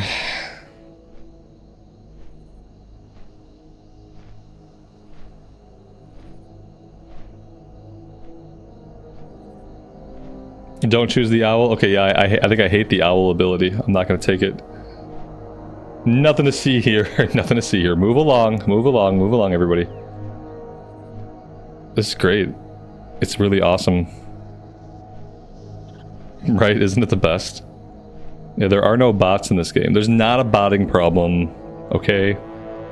Everybody who wants gold is buying the WoW token. Nobody bots. Listen. We all know that the WoW token got rid of bots. That's why they put the WoW token in the game, to get rid of botting. So obviously, like, this isn't happening because we have the WoW token, so we don't need bots. Who would buy gold from a bot farm? Nobody. It's impossible. The WoW token solved this problem.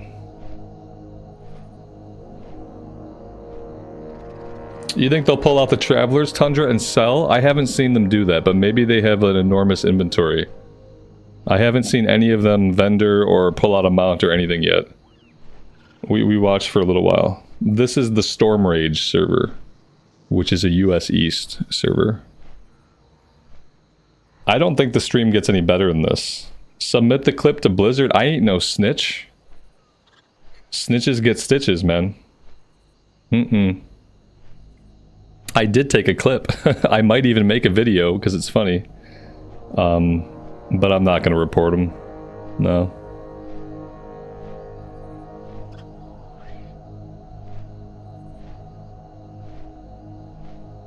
Maybe one of them is a real player. The ringleader of the bots. We need to watch which one is moving like a player and not like a bot. We'll go challenge him to a duel. They all seem pretty bot-esque.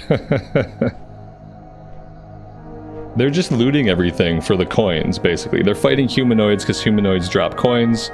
Somebody said that they will vendor their inventories as well. I have not seen them do that. But I think primarily they're just collecting coins. And then that account has all that gold, and then that person sells the gold to humans who want to use the gold in the game. And supposedly, the reason that WoW put the WoW token into the game was to make a legitimate way for people to buy gold so that we could get rid of all the bots. And so here we are in 2024, after having the WoW token for X amount of years, and obviously all the bots have been taken care of. This is obviously not an issue.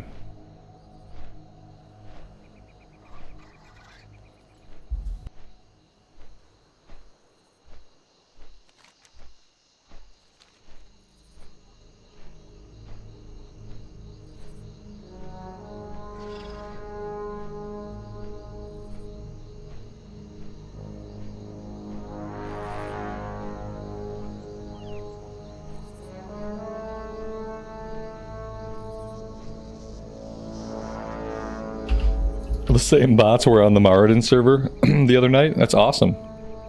I'm glad that the bots are doing well and getting around. Guitar Junkie, good afternoon, buddy. Welcome to the stream. Thanks for being here.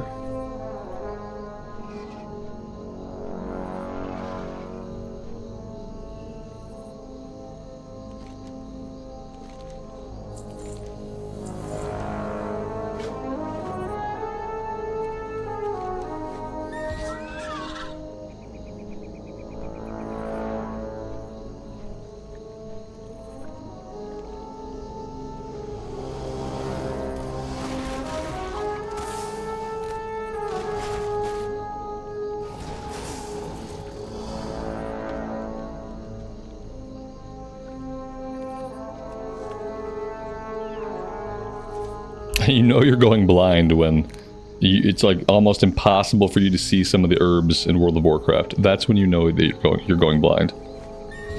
Sometimes I have to zoom in and like I have to use the mini-map to find the herb. It's really sad.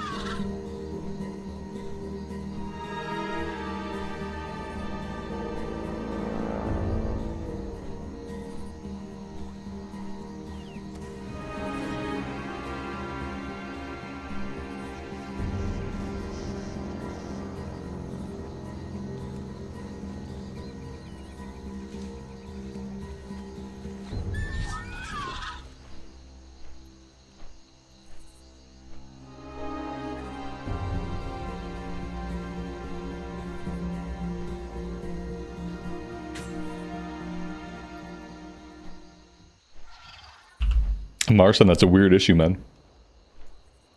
That is a weird issue you experienced. YouTube also has no bugs. Completely bug-free. Similar to World of Warcraft, there are no issues with it ever, at any time.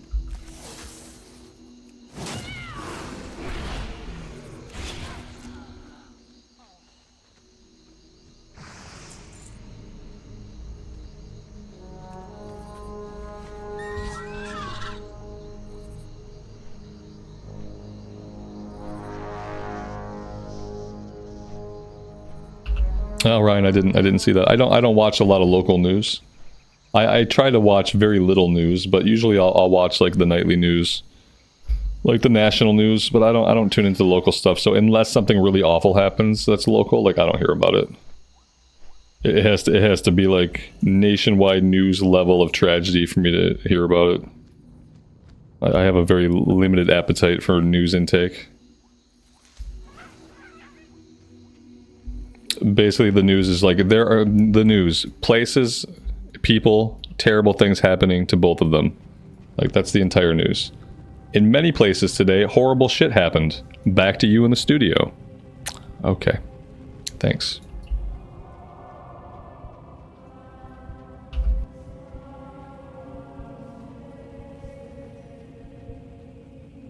Yep. Especially local news is like mainly just all about like just bad stuff happening near you. What I figure is if it's something that I have to know about or should know about and it's local, I will get a phone call. Like someone will let me know.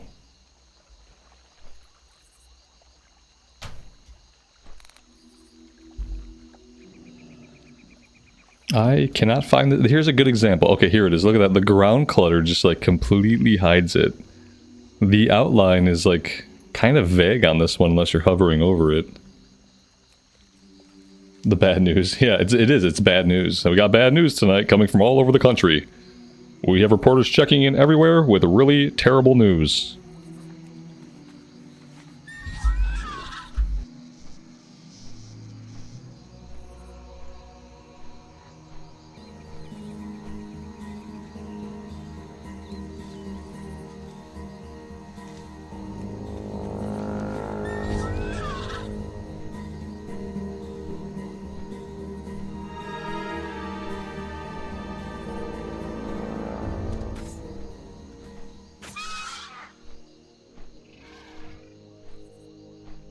Yeah, the bad news is the planet is broke and people are nuts.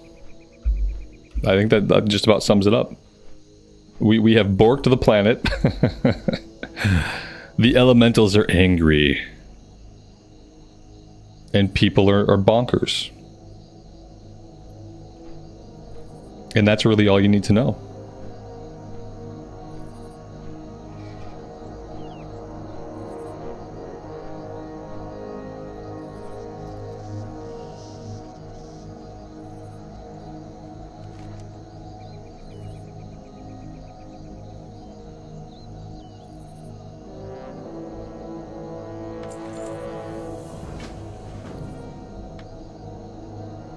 We're going to equip a bow for a little bit for a change of pace.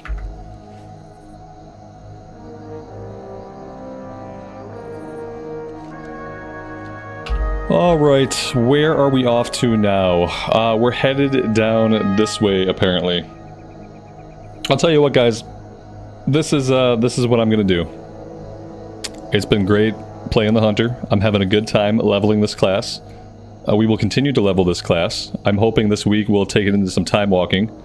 I also want to get the Druid into time walking because I want to tank on the Druid. But I am going to do my Mythic Plus for today. Yeah, if you guys want to hang out, I'm going to do a Mythic Plus. But I am done leveling this character for today. I appreciate you guys all being here and hanging out with me.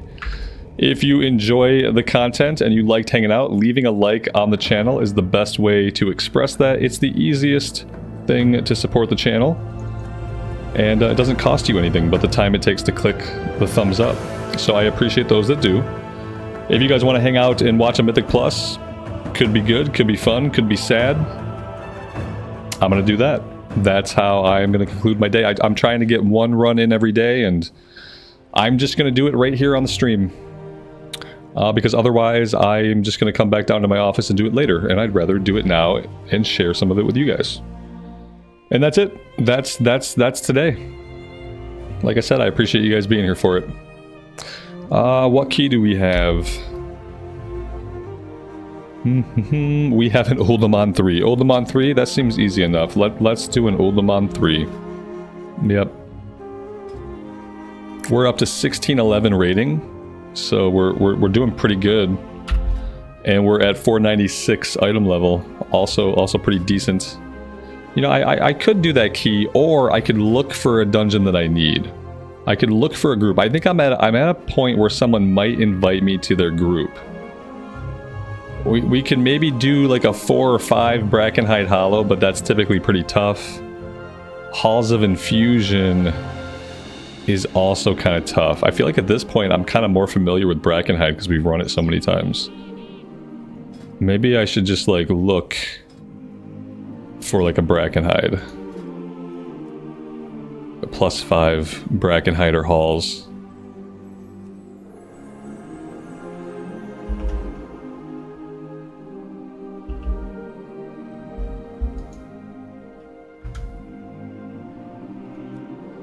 There's a +5 Brackenhide. +6 Halls. Oh no no no! I don't want to be queuing up as heals. Ooh, that was almost really bad. Yeah, we don't want to be queuing up as heals. No no no.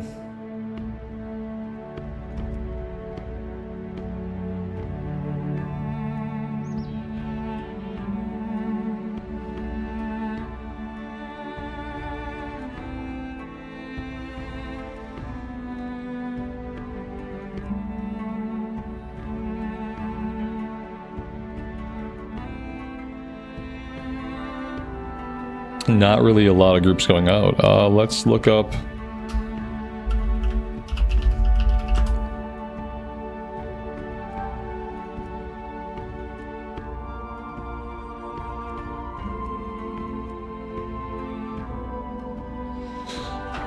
If we don't get anything, I'll just post my key and we'll do the Oldemon. But yeah, we'll try this first.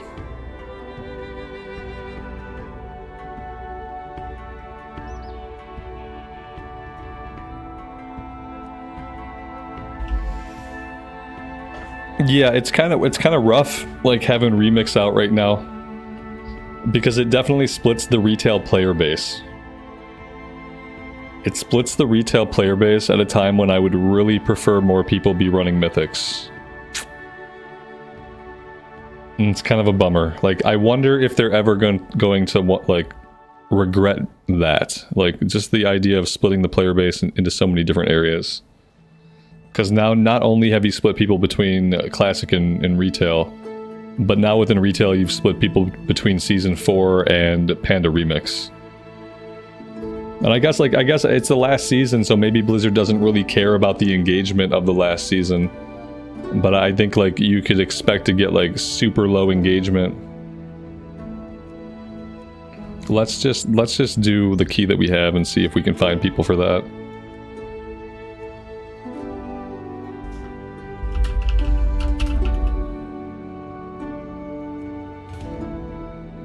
It's causing pandemonium. Yeah, exactly.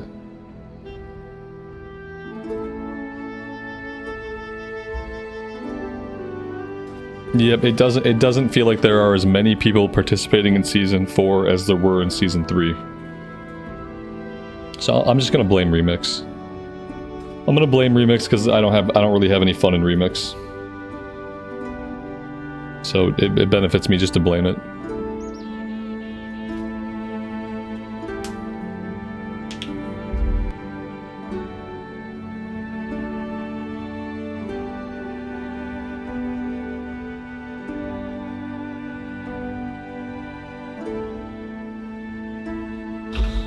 It could just be a weird time of day for Mythics.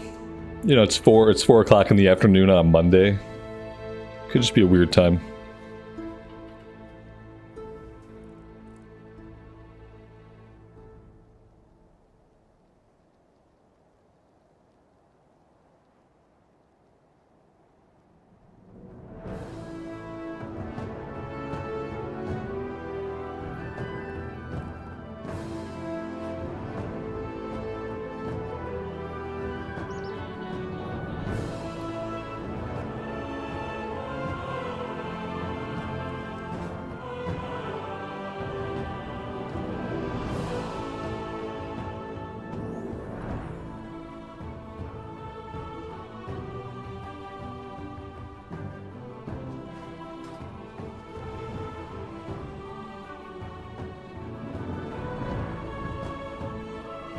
I need to buy some of those repair hammers.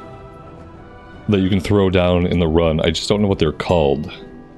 What would it be? Consumable? Other? Explosives and devices. Auto hammers. Those are not like super cheap. Not 54.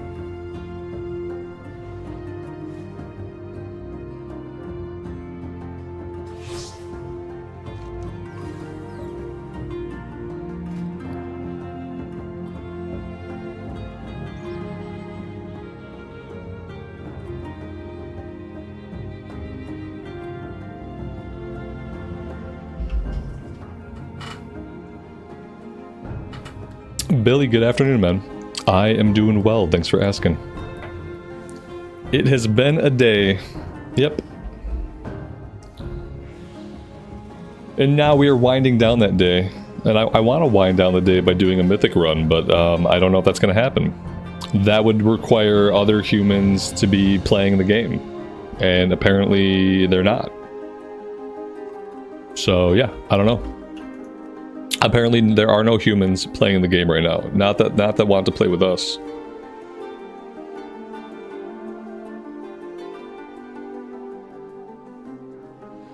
Maybe I should just try to get into anything at this point.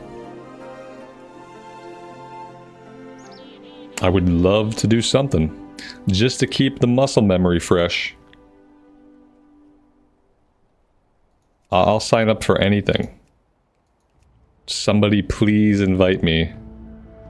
I'd like to do like a 3 and above.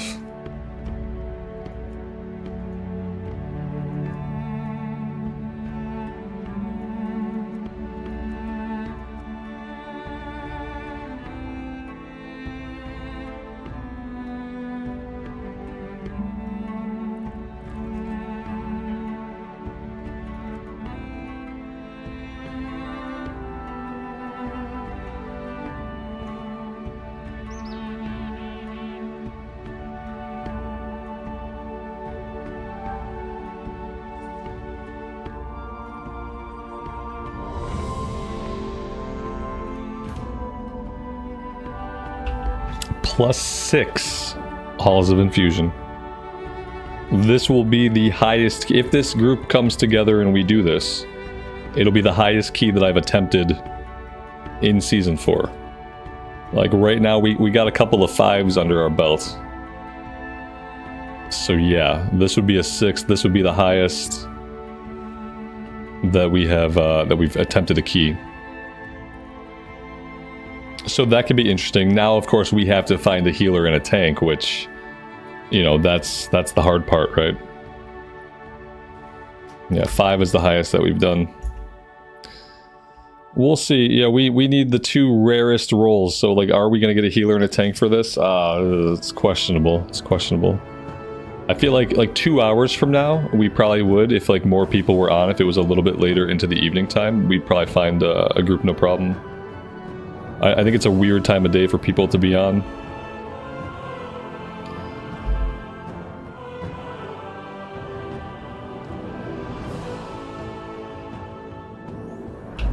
This guy's got a cool look.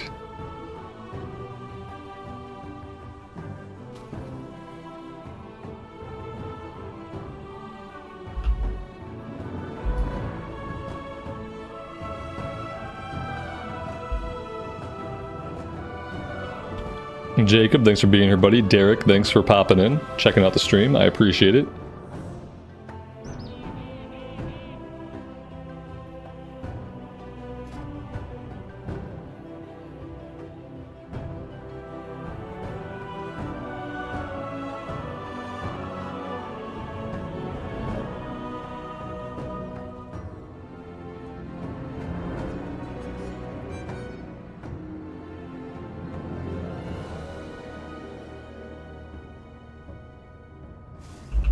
highest view count ever probably would have been during like official hardcore launch. I think we were at like 300 something.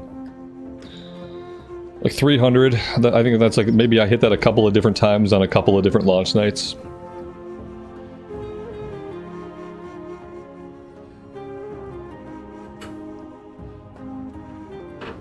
But yeah, that would have been only like 2 different times. The average viewer count is like 100, and I'm happy to have all 100 of you. I appreciate y'all being here. Was it 420 on launch night? I think that you just put that number in there to say the number. I don't remember 400. But okay, it sounds good. It works.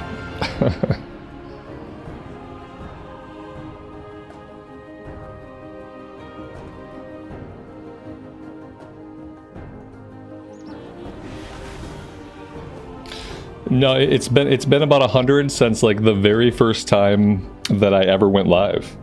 That's the hilarious thing, is that if I go back and look, I think I had 100 people the very first time I went live, and it's been about an average of 100 people most streams. It's not easy apparently to grow a streaming audience on YouTube. It's easier to grow a recorded channel, like a channel that just focuses on doing recorded content. Like YouTube is more keyed to do that. When you're trying to grow as a streamer, it doesn't really seem to happen. Even when you're consistent with it for over a year. Let's see. Content, live content.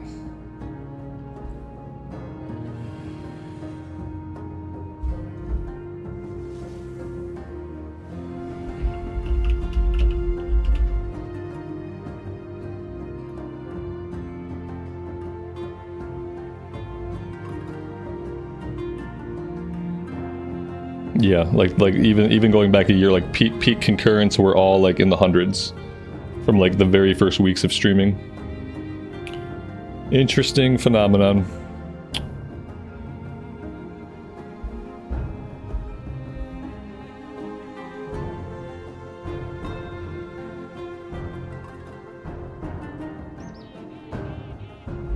We've had a tank and a healer pop in. I don't know if they're just being, they're probably being really picky. Like item level 482, like we can't really rely on a healer at 482 to heal a +6. I didn't see what the tank's item level was who popped in, but yeah, we can't really, that's not going to work. I don't think. I think he needs to be a little bit higher. We're 496, and like I think we're at the cusp of this. Like we probably shouldn't be doing a +6. So a 482, oh man, we added him. Oh no. Oh guys, I think this might not go well. I get that they're desperate to get a healer and a tank, but I don't know if you can heal it at 482. Maybe he can. Maybe he can. Oh boy. Alright, I guess maybe I should head that way. Oh, it's right nearby anyhow.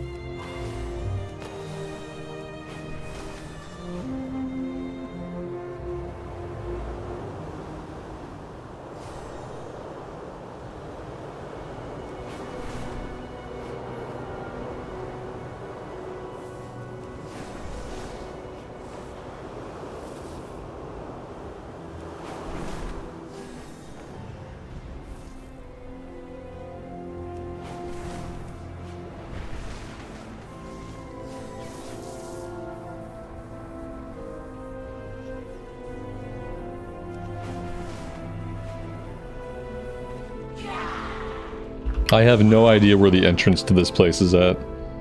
This is the one that I can never find it. I really don't want to like get permanently stuck in here forever. Yeah, I think I live here now. Oh, here we go. I found it. Oh wow, this is the first time I've ever been able to find this entrance.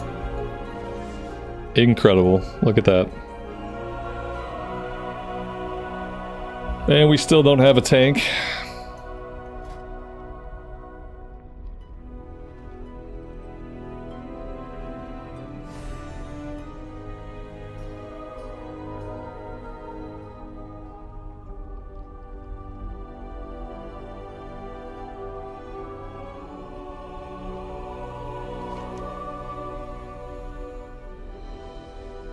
Oh, she's one of the NPCs that do the follower dungeons with you? Is that what this is? Like a way to get into it as a follower dungeon? She was from Exile's Reach.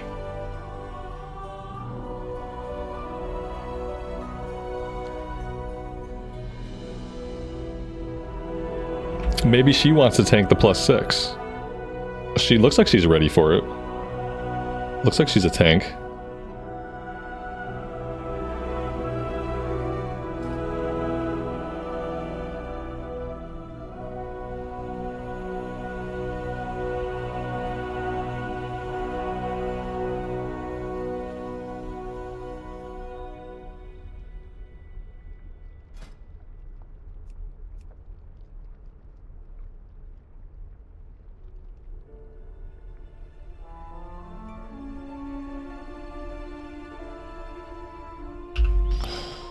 See, I've never been doing mythics at the end of an expansion before.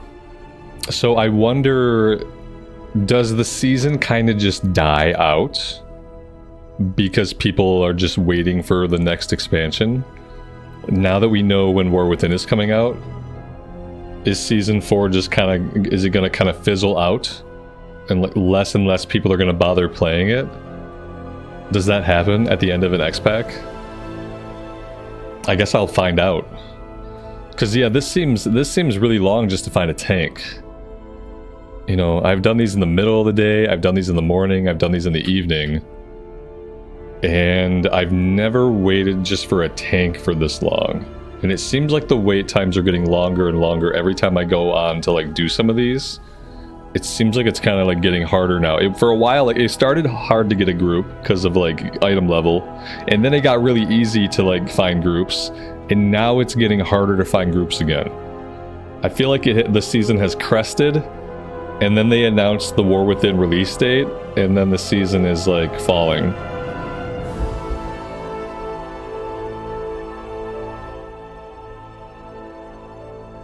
Most people bum rush it, get it done ASAP, and then leave the game. What do they go do? What do you mean? Like, that's the mentality that doesn't make sense to me. Like, so you get Keystone Master, and then you just like log out. You don't come back to WoW until the next season. Like, oh man, that's a different type of WoW player. That's not a type of WoW player that I am or that I'm familiar with. Because if I were to, I'm gonna bum rush it too, but like when I get Keystone Master on one class, I'm gonna play another class. Like, I'm gonna get multiple guys in if I have the time and the ability to. So like that's a different kind of WoW player. That sounds like, it's weird. That's like casual endgame. Casual player endgame. Get on, do what you need to do to get Keystone Master, log out, don't log back in until next season. You're casually playing WoW at a high end of content, which is a weird combination of things. Like, you're not a daily player, you're not sticking it out for the long haul, you're not going to play every single day, you're going to bust out your keys, you're going to get them done, you're going to shelf your account. It's kind of weird.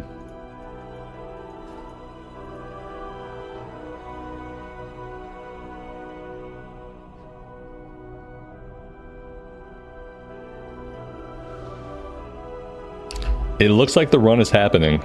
I didn't see the stats on the tank we got, but we got a tank.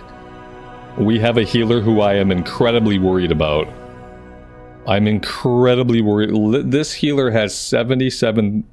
Yeah, that's not going to work. 700,000 HP. We have 900,000 HP. I don't know. I'm scared. I'm scared, and I think I should be scared. All right, this isn't my key or anything. I don't have to worry about putting the key in. We'll eat our buff food. We'll flask up. Oh, of course, I eat my buff food and dude lays down a banquet. Bummer.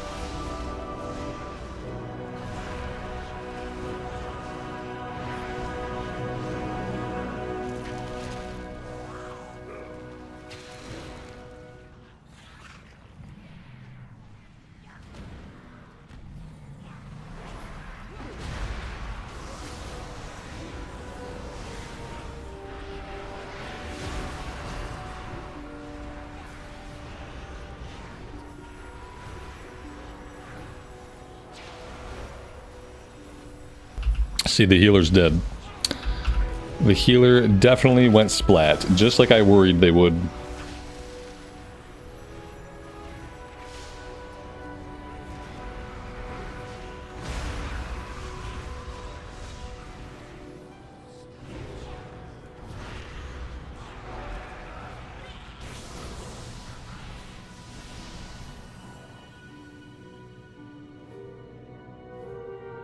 Not easy to change the description midstream. I could, I just don't care to right now. Yeah, I could easily change it. It takes a couple of words typed out. Heck, I could change the thumbnail too, but I'm not going to. Nope. I am just doing this run at the end of my stream. So the majority of the stream was still the hunter leveling. And that's how it will live on YouTube. And this will probably be more of a common thing. I try to do one mythic a day. So it'll probably become routine that on any day that I level up in retail, at the end of that day, I'm probably going to do a mythic. And then that'll just kind of become part of what we do. And I'm not going to bother changing the title of the stream for that. I guess that makes it clickbait, but it's fine. It'll be okay.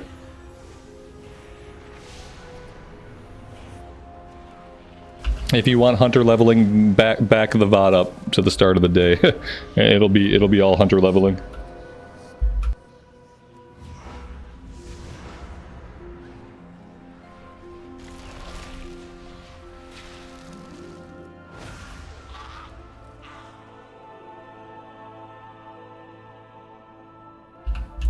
What I'll probably do is I'll put something in the description going forward explaining that at the end of the stream we'll be doing a Mythic Plus run. That way if people come in at the end of the stream, they see us doing Mythic Plus, they understand why. Like you're at the end of the stream.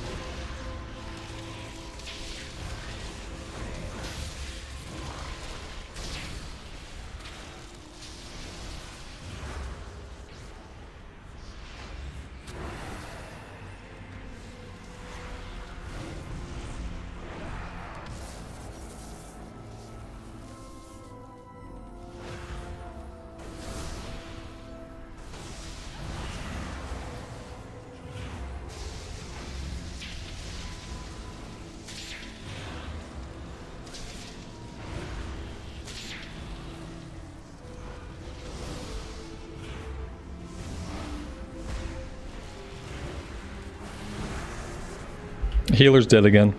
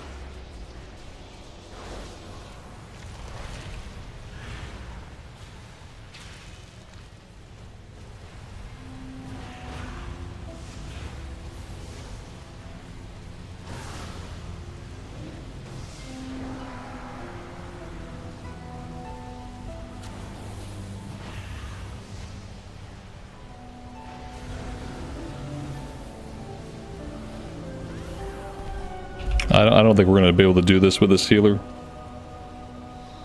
Oh, the healer's just not going to be able to stay alive, and they're not going to be able to keep other people alive. But the biggest problem is that they simply don't have the HP to stay alive themselves.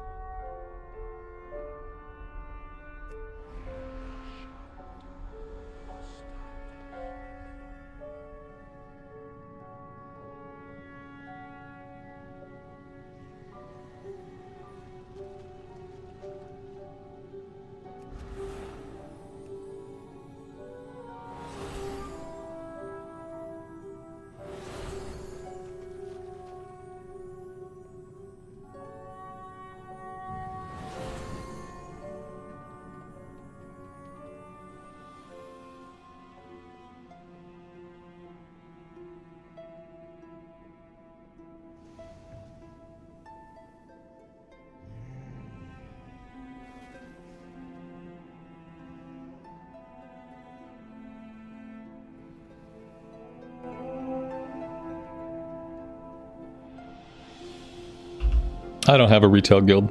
I don't plan to have a retail guild. I have too many dead guilds in different versions of the game. I don't need another dead guild.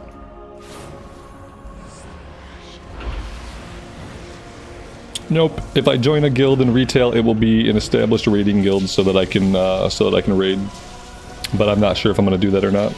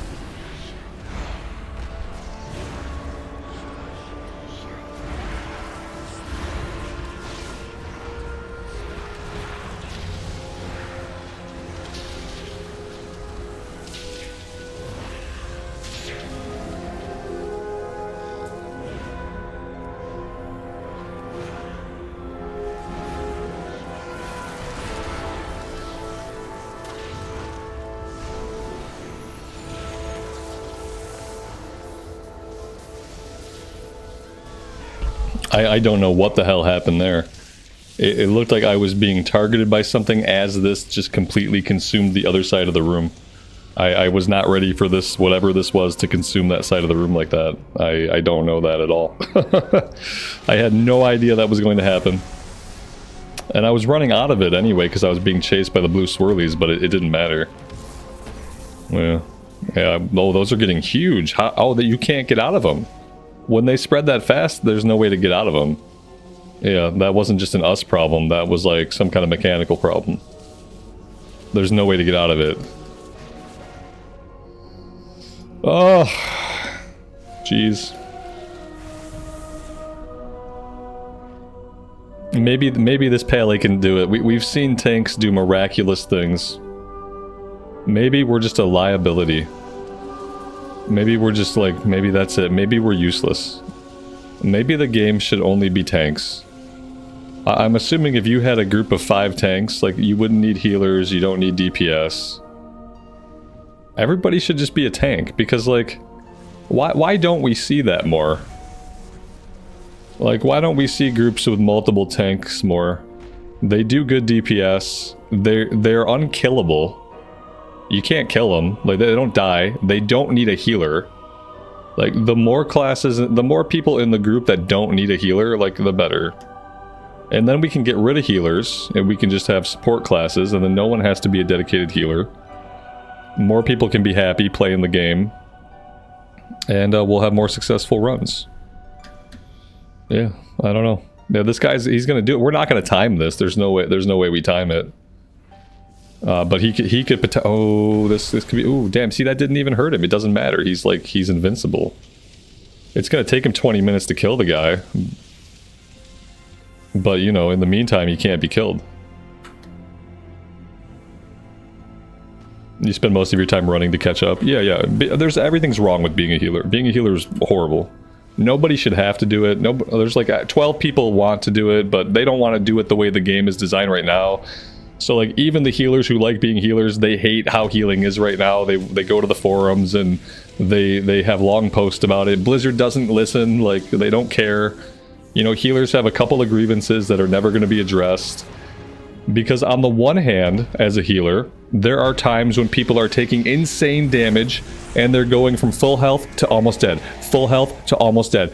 And then there are other times as a healer when nothing is going on, when nobody's taking damage, and during those times you have to press your boring DPS buttons because you're expected to DPS. So like that's the only states of existence as a healer.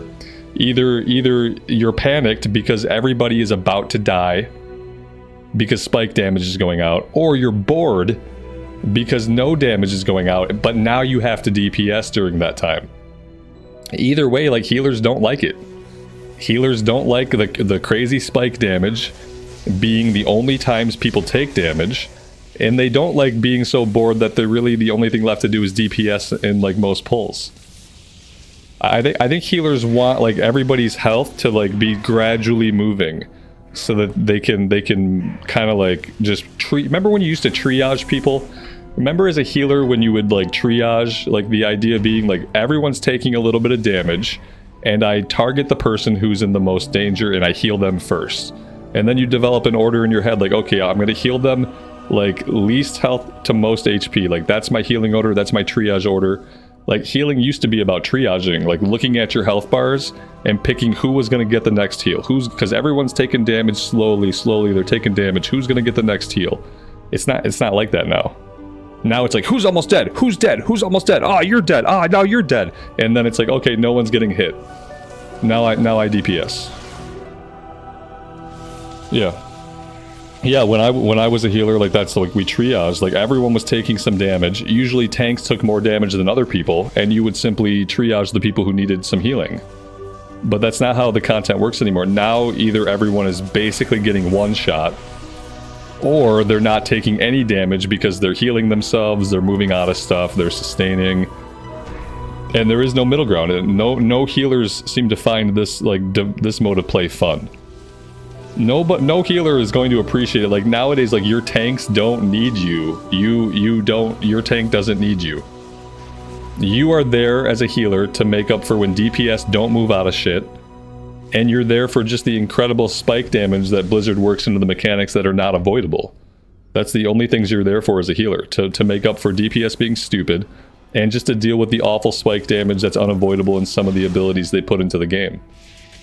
And besides that, now you're there to DPS, so you best be DPSing. With your boring, like, 3-button rotation. You can smite, Shadow Word Pain, smite.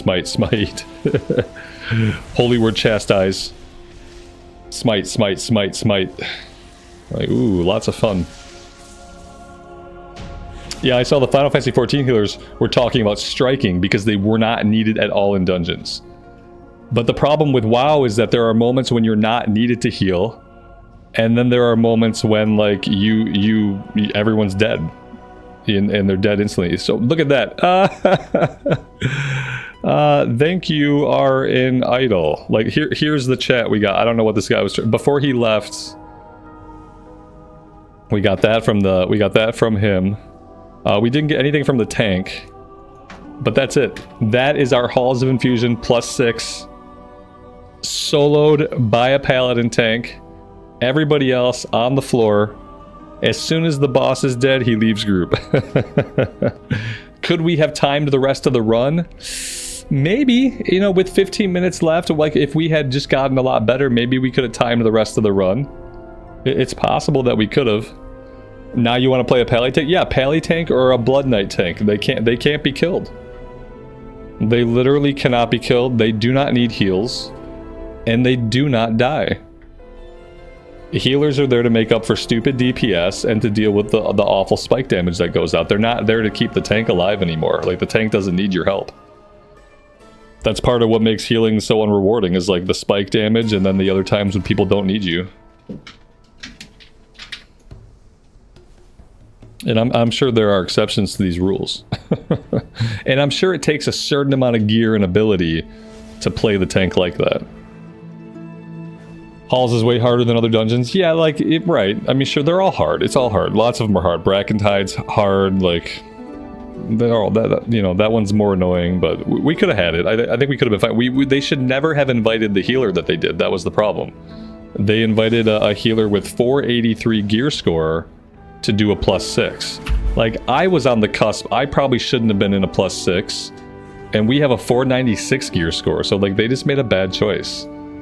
They invited a healer that wasn't up to the task, and they wasted 15 minutes of everybody's life. You really have to wait. Like, if you really have to wait for someone with the appropriate gear score, because otherwise you are literally just wasting your time if it's a tank or healer and they're not up to the task.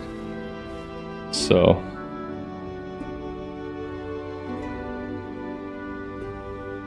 there's no restrictions for leaving a mythic. No, you can leave a mythic whenever you want. Nothing happens to you when you leave a mythic.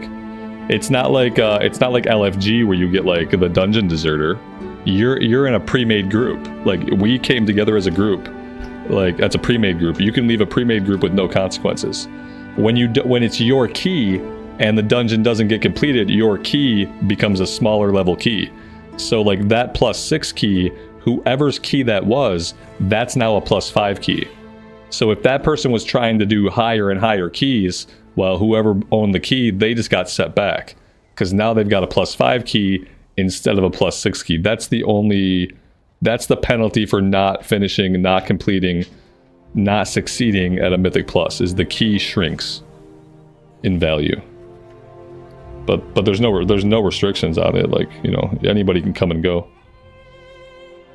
It is what it is, but the more awful thing would be to be stuck in the whole run, honestly. Like, when you're like, it sucks that the tank left. Like, do I wish the tank had stayed? Kind of. Do I understand why he left? Yes. He left because he realized that no matter what else, the healer was not going to be able to keep the DPS or himself alive, because the healer, their gear wasn't good enough. They shouldn't have been in the run. So like, should that tank be punished for not staying? I don't think so. That tank was there, they showed up, the tank was adequate to the challenge, the tank tanked the boss, we all died, and the tank finished the fight. And then the tank left, because he understood what we knew right away, was that there was no way we were going to time the key with a healer at that item level. So like, I don't think they should have to spend another 15 minutes of their life to finish the run. You know, he already spent 15 minutes in there, he got nothing for it. You don't get anything. There's no loot, does not drop off the bosses. Loot only drops from the end of the run. So the dude already gave us 15 minutes of his life. You know, it's, I feel like that's fine. That was the most reasonable thing I've seen for someone leaving. Like, people leave for no, like, some people are just unhinged and will leave for really stupid reasons. That guy left because of a calculated, thought out reason. Like, he knew why he was leaving, he knew we weren't gonna time the run, and that was it for him. And so yeah, you can't really blame him. Like, it sucks that it happens, but you know, there are worse reasons to leave a key, and people have left keys for less of a reason than what we just witnessed. So I don't hold it against him. It's fine.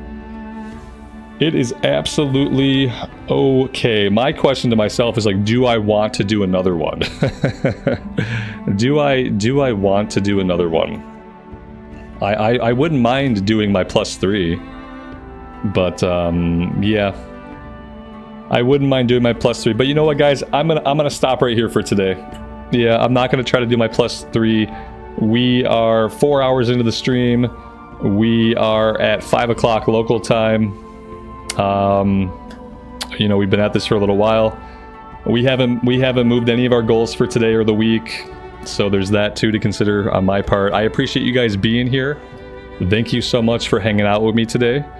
Thank you for tolerating some Mythic Plus at the end of our retail leveling. I think these will become a a staple of our retail leveling. At the end of a retail leveling stream, we will try to do 1 Mythic. We'll see how it goes. It's better than devoting a whole day to Mythics because it gets kind of crazy when I do that. But yeah, thank you guys so much. If you enjoyed hanging out, leaving a like is a cost-free, easy thing you can do to support the channel and help us grow, and I greatly appreciate those that do. Until next time, take care of yourselves, take care of each other, and we will see you back in Azeroth again very soon. Bye for now.